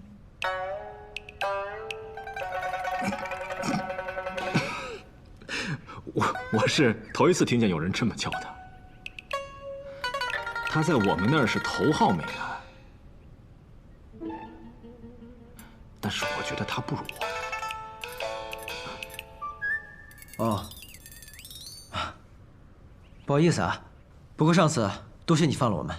无妨。那行吧，小兄。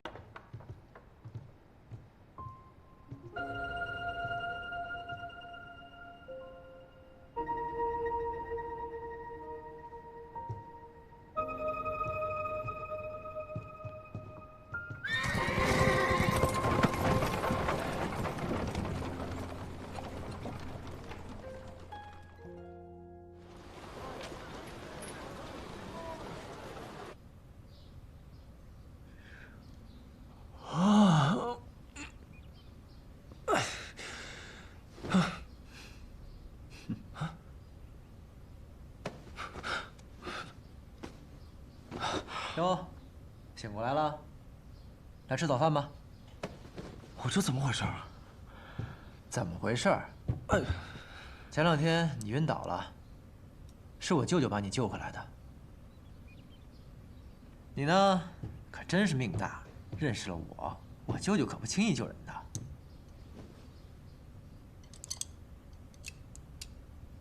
咦，这小东西怎么还在啊？哎呦呦呦呦！哎呀，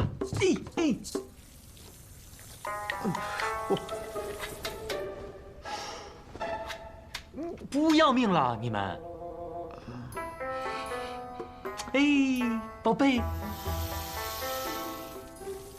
来，这里，哇！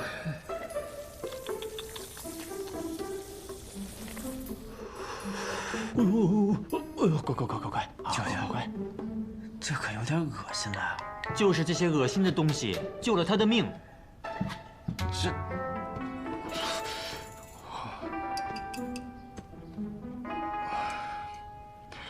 多谢前辈。我现在是好了？不，你中了我的毒。什么？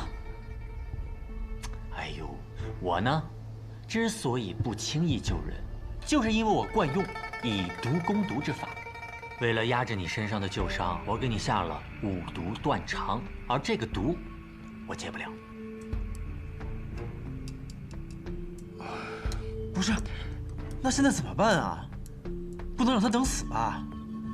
哎，那，去地图上这个地方，找那个叫辛百草的家伙。我自认为是天下没有我毒不死的人，而这个家伙自称是天下没有他解不了的毒。你就带着你这一身毒去找他，他自然知道是我让你去的，他就会竭尽全力的救你，来证明自己比我强。等你的毒一解，你的旧伤就复发了，他一定以为这是我留的后手，又会竭尽全力的救你的。这天下真的有药王辛百草这号人物啊？他真的能救好吗？我怎么知道？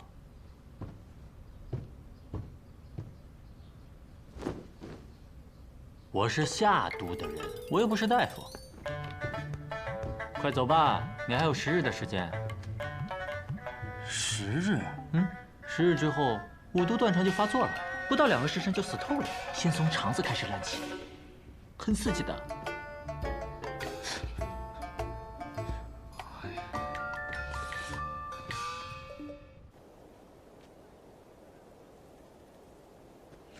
多谢前辈。谢我干什么？生死还未卜呢。已经很好了。本来以为我会死在一条野路上，无人问津，没想到这老天啊，还算眷顾我，让我在临死前见到了那么多英雄人物。即便是现在死了，又如何？哎，孙顾长风，我舅舅可是费了9牛2虎之力把你从鬼门关里拉出来的，别整天死不死的，你给我好好活着，到时候我们在江湖里再次相遇。你说的对，我要好好活着，一匹马，一杆枪，一壶酒，做个逍遥遥的江湖浪客。你也是，你要去更远的地方，看更多的江湖，完成你和你那喜欢的姑娘的约定。必然。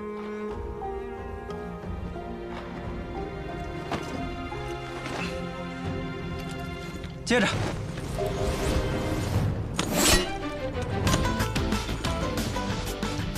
再会，再会。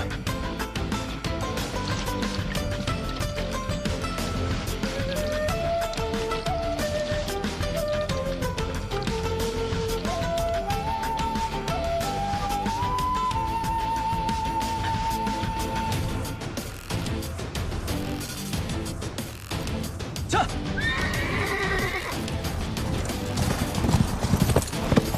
千万别死了，自古长风。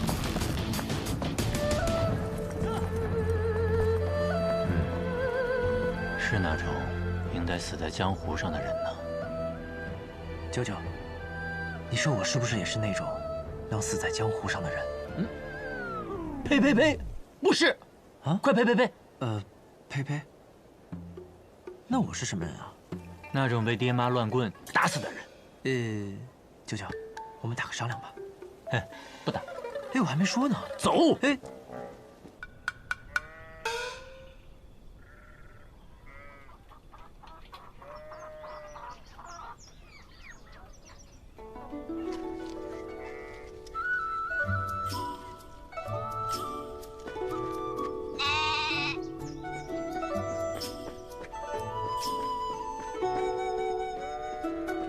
小凡，出饭了！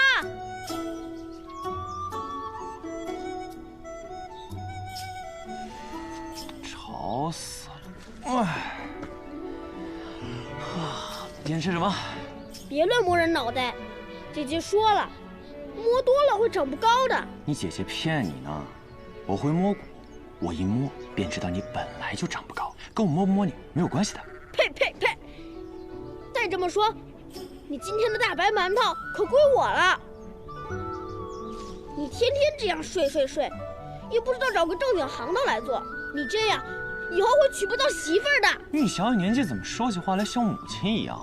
一份正经行当就这么重要吗？当然重要了。好吧，都听你的。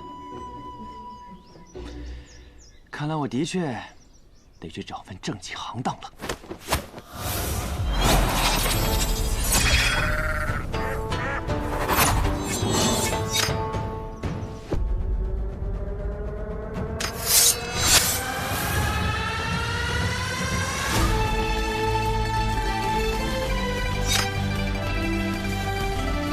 只是这份行当，怕是在村中做不了，也是到了该离开的时候了。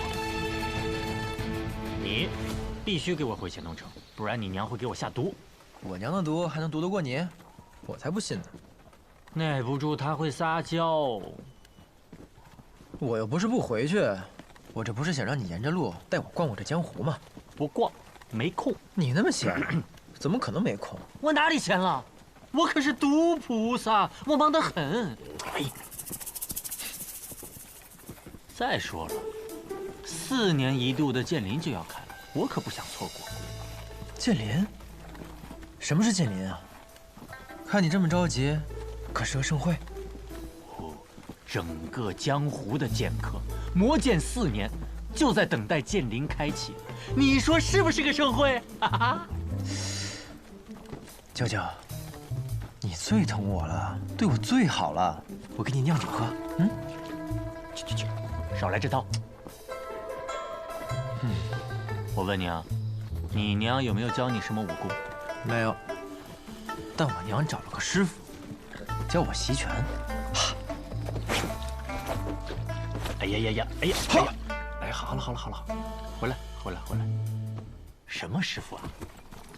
叫什么王八？ 对，这名挺有趣的哦，一拳定山王霸天啊！对，就是他，那是个了不起的人物啊！是啊，我娘也觉得他定能把我教出来。我觉得他老人家辛苦呀，于是呢，我就请他喝了顿酒。他说他这辈子都没喝过这么好喝的酒，那我就说，只要不袭拳，天天都有这样的酒喝。所以啊，才3日，我娘就把他赶走了。哎呦喂，那还有没有别的？后面我娘就觉得找男的教我不靠谱，换了个女师傅。啊，这女师傅那叫一个美呀，名字我还记得呢，苏沐青。苏姑娘，是很漂亮的。人不仅漂亮，教我也是认真的很，足足教了我3日。不过也好，就教了3日。为何？因为我爹自从苏姑娘来了以后，每天都往我的后院里跑，也足足跑了3日。哎呦，结果可想而知。会的都是些半吊子的功夫，所以你到底最拿手的是什么功夫嘛？你看。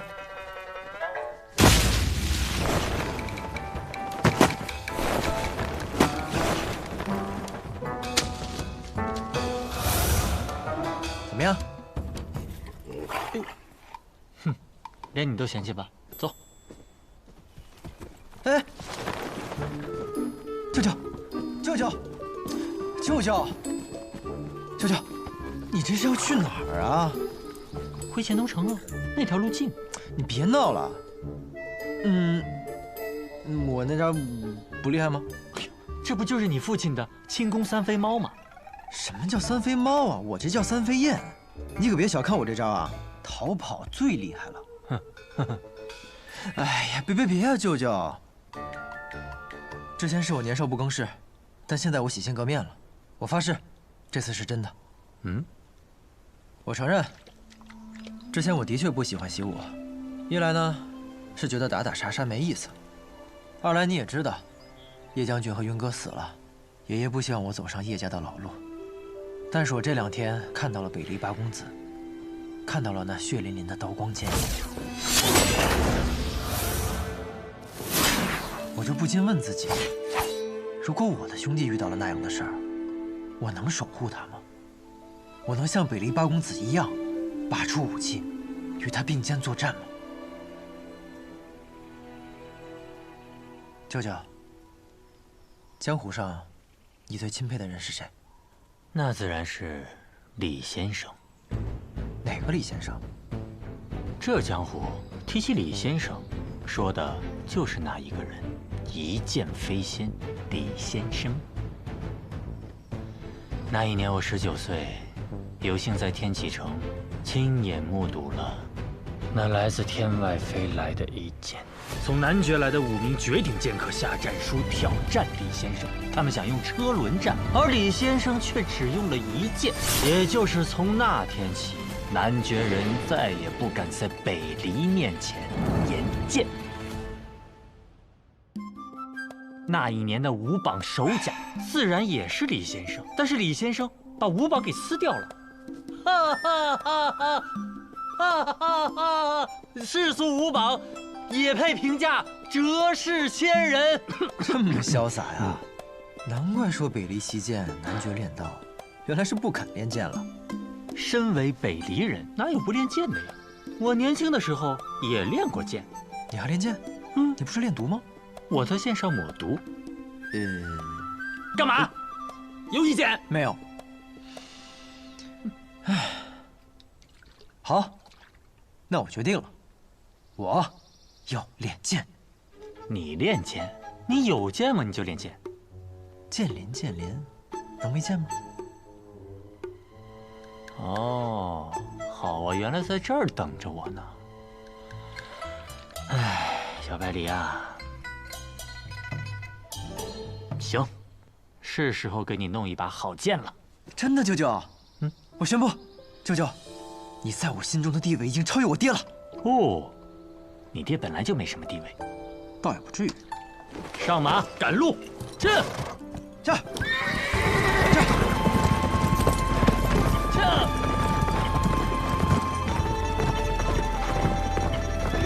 小百里跟上，来了。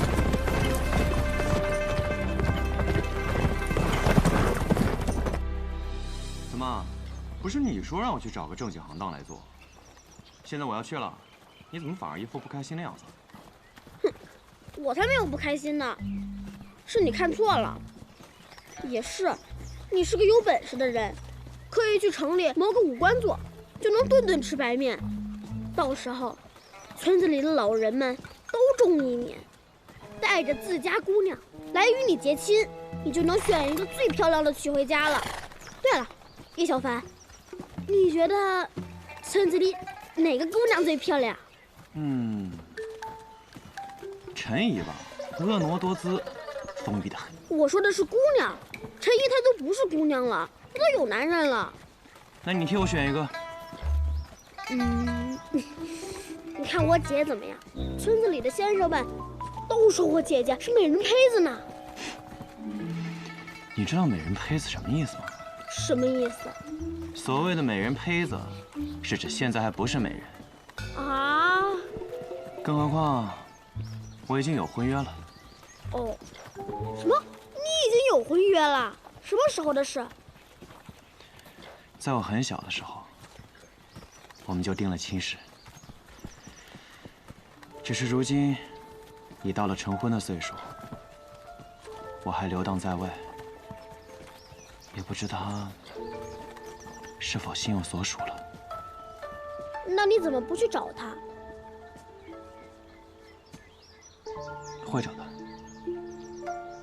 在我做到我一定要做的事情之后。很快了。行了，就送到这儿吧。叶小凡，虽然你是去附近的大城，可是你毕竟不住在这儿了，还是应该和大家吃个饭，告个别吧。我不去附近的大城啊。不去附近的大城，那你去哪儿？我要先去一个我向往已久地方取一个东西，之后我再去一个我一定要去的地方。一定要去的地方，那是哪里啊？千里之外，名叫天启。天启，那不是我们北离的大都城吗？很远很远的，我才只在书上看见过。叶小凡，你去那里干嘛呀？去天启，自然是要做大事喽。或许还能见到一个许久未见的朋友，和他。叶小凡，你发什么呆啊？这样吧，以后别叫我叶小凡，就叫我叶鼎之。叶鼎之？为什么你要叫叶鼎之？因为我要剑荡江湖，问鼎天启。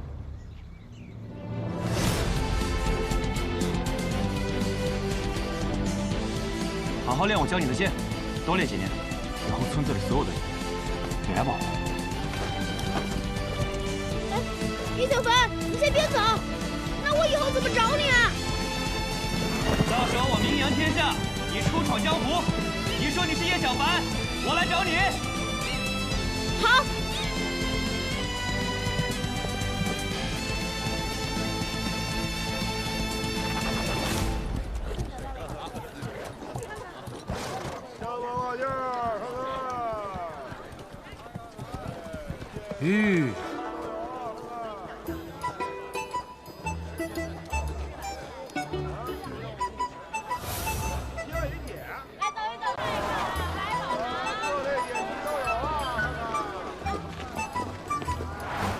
真不愧是神剑镇啊，人皆有剑。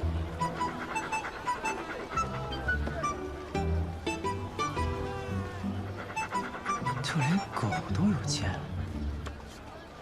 舅舅，莫非这就是传说中的剑狗？你骂谁呢？不好意思。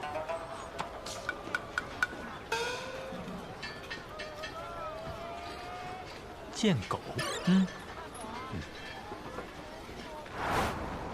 舅舅，我还没听你说过，到底什么是剑林呢？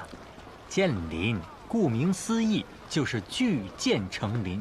原来呢是有一些剑客为使剑心坚定，将剑插入剑仙陨落之地。后来呢，世上每出一把名剑，或者没有一位高手身陨，新出名剑或高手佩剑，就会存于剑林，等待4年1度的有缘人前来取剑。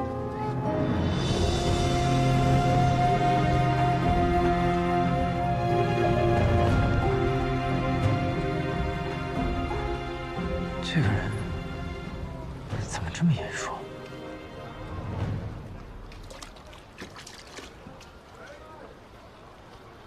好像。老板，哎，这什么酒啊？剑酒。来到剑林，怎么能不尝尝剑酒呢？剑酒。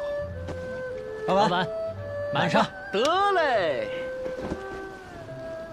哎，小白脸，你总是给我介绍你那些师傅，怎么也不见你给我介绍介绍你的酿酒师傅？酿酒哪需要师傅啊？这是天赋，懂吗？来喽，客官，您的酒，慢用。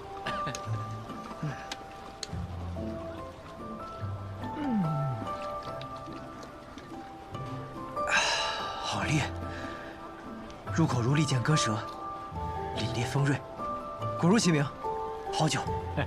哎，少喝点，会醉。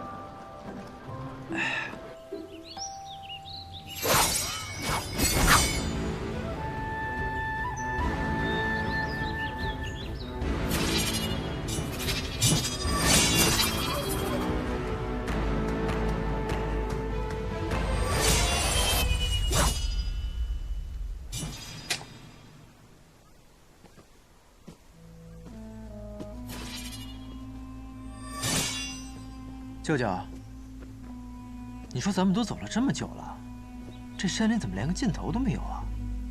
怎么还起雾了？舅舅，舅舅，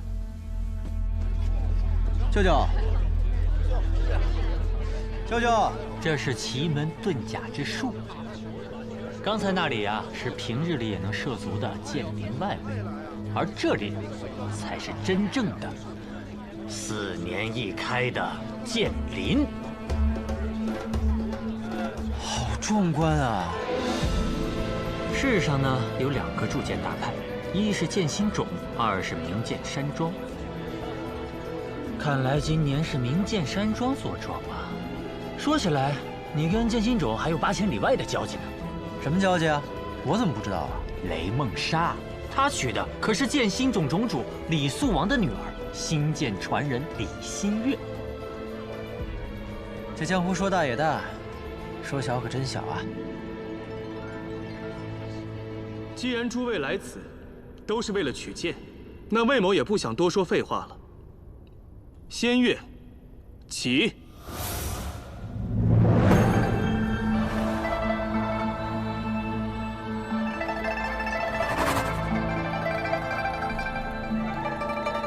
第1品，高山之剑。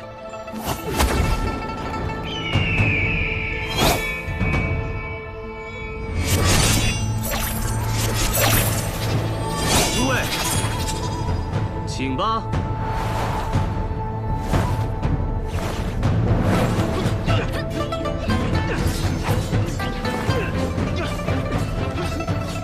舅舅，我们去吗？先不。剑它分4品，第1品高山，高山仰止，乃是凡剑不能企及之处。第2品沧海，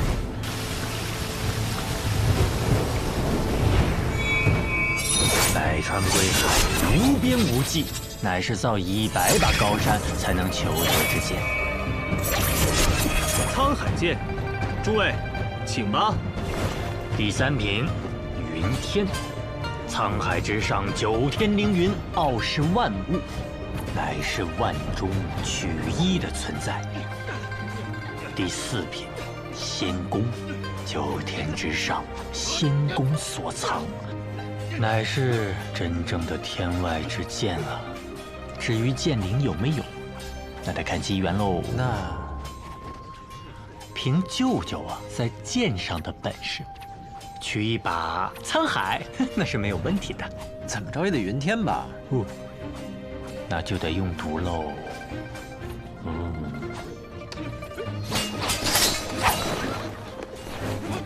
有没有看中的？我只知道沧海之上更有云天，云天之上更有仙宫，我自然是要最好的，不然怎么名扬天下？说得好。你是哪个？望城山，王一行。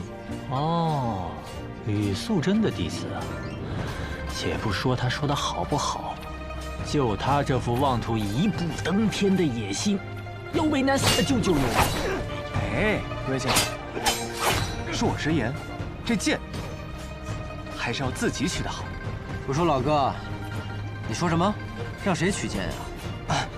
我是说，这剑还是你自己取得好。哼。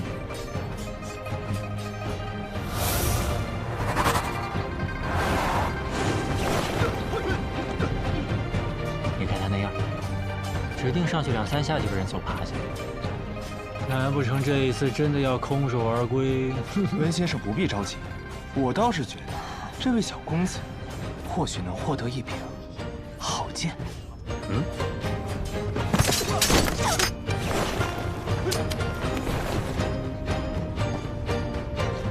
好。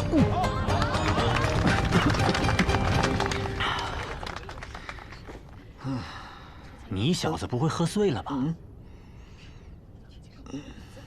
高山、沧海，皆已有归主。接下来这柄剑，乃是云天品宝剑，我命它为火神。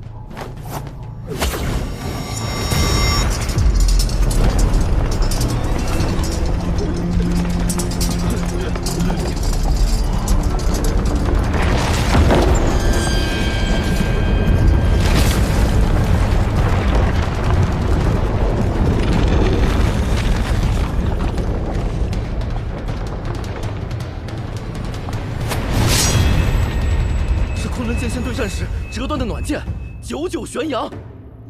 准确的说，是脱胎于99玄阳。本是仙宫鹤，奈何落9天，浪费了。我来，我来，来！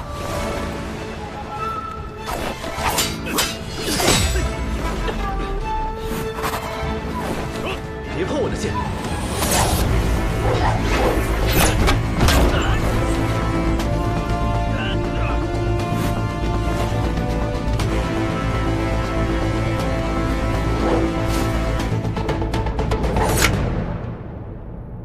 你不是说浪费了吗？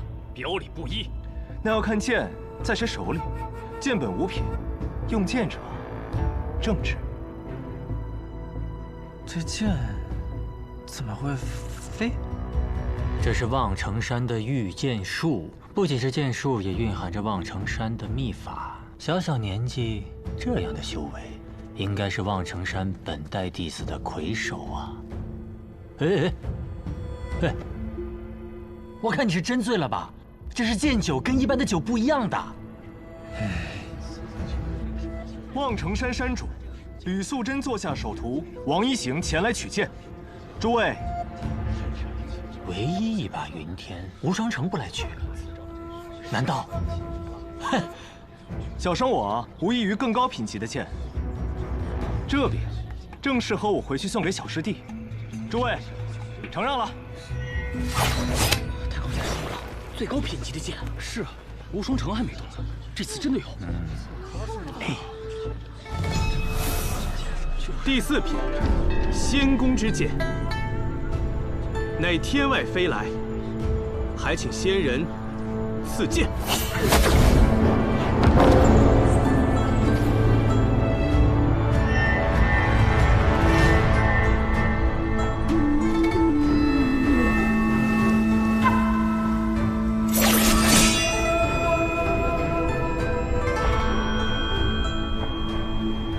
小白丽，哦，仙宫。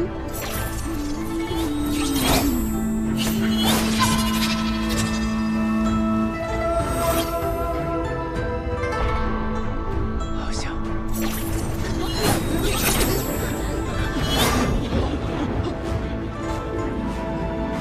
是原相。此剑为我所造，我称它为不染尘。愿有绝世公子将其取之，求这绝世公子持他当剑天下，让这把剑问鼎剑谱。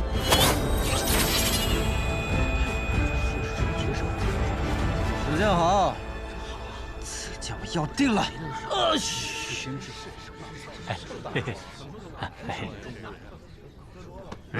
白痴啊你！你想让你舅舅一个用毒的被天下剑客围攻吗？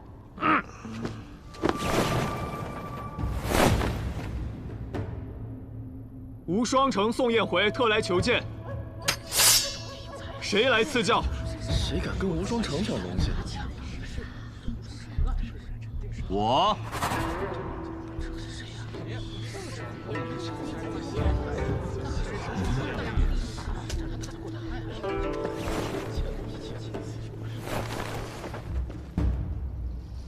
你是叶鼎之。叶鼎之，从没听过这个名字，估计又是个愣头青吧？无双城都敢挑战，这次估计得把命给留下。这人，我怎么好像，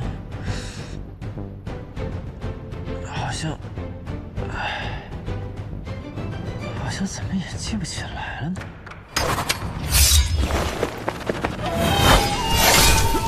好快的剑法！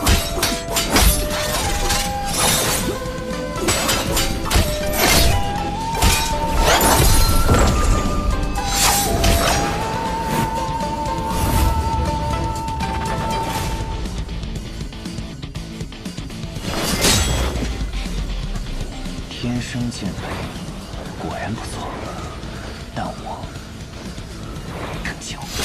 这个，他们厉害吗？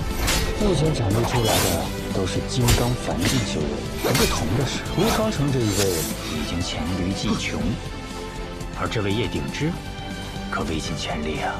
小小年纪能有此修为，不易呀。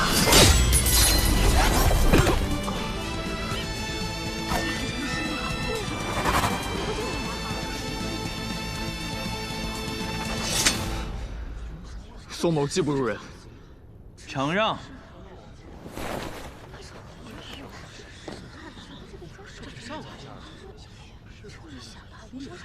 且慢！小白脸。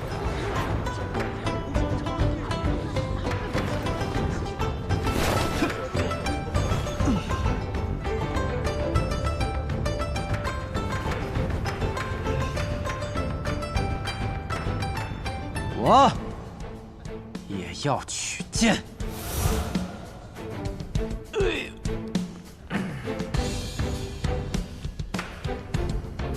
敢问阁下是？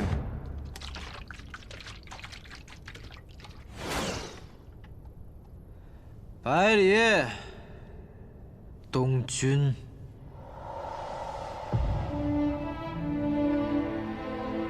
百里东君。我们认识吗？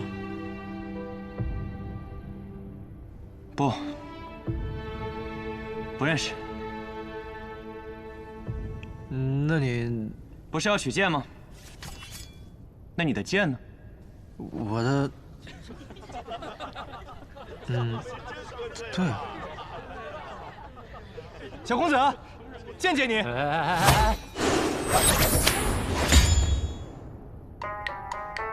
丢人呐！家门不幸。这不就有剑了吗？怎么和以前一样傻呀？哎，等一下，我想起来了，为什么我看你有点眼熟？百里东君啊，你这是在跟我套近乎。你来错地方了。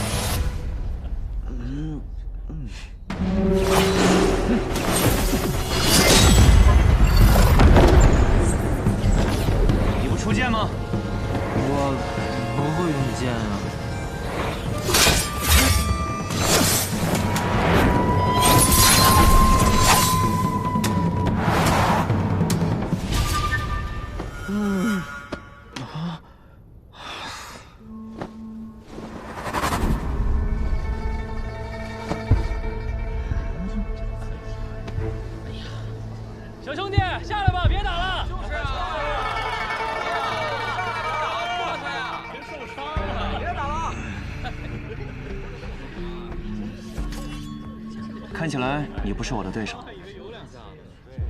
这傻小子，一定和当年一样，练我的时候偷了懒。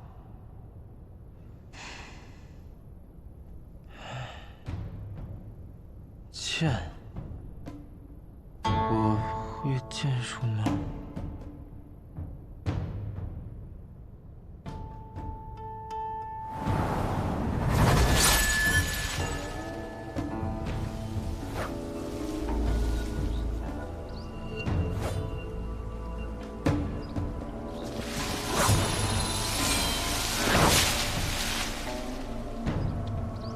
师傅，这又是您的幻术吗？不，这一次是剑术。看好了，我只舞一次。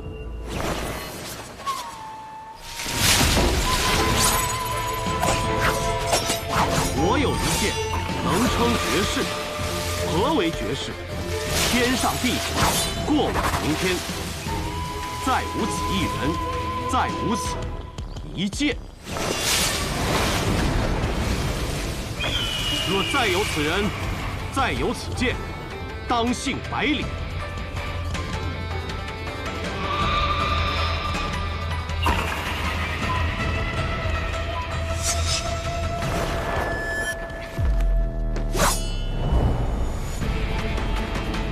我想起来了，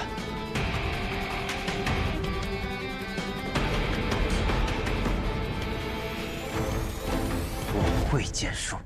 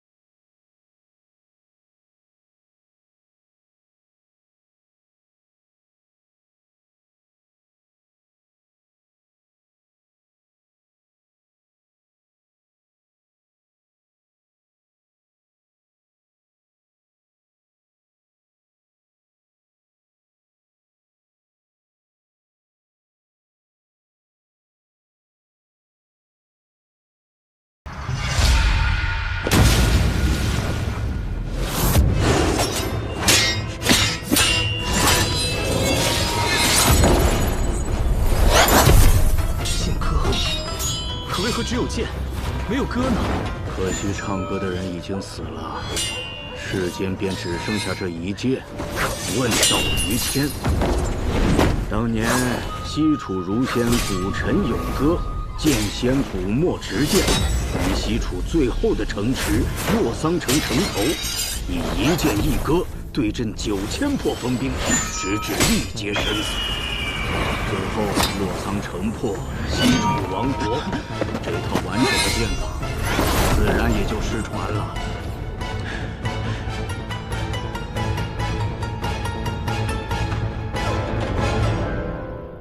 我外甥，我外甥，没想到啊，这镇西侯府的胆子，可真是比我想象中要大。本以为今日来，只是为了取剑扬名，却没想到见到了你，还见到了如此有趣的剑法。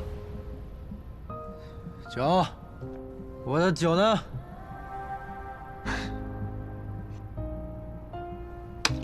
接着，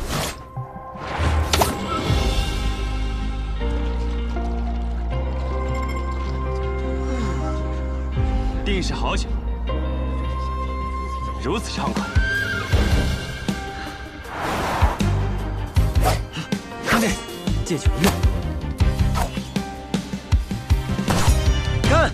干！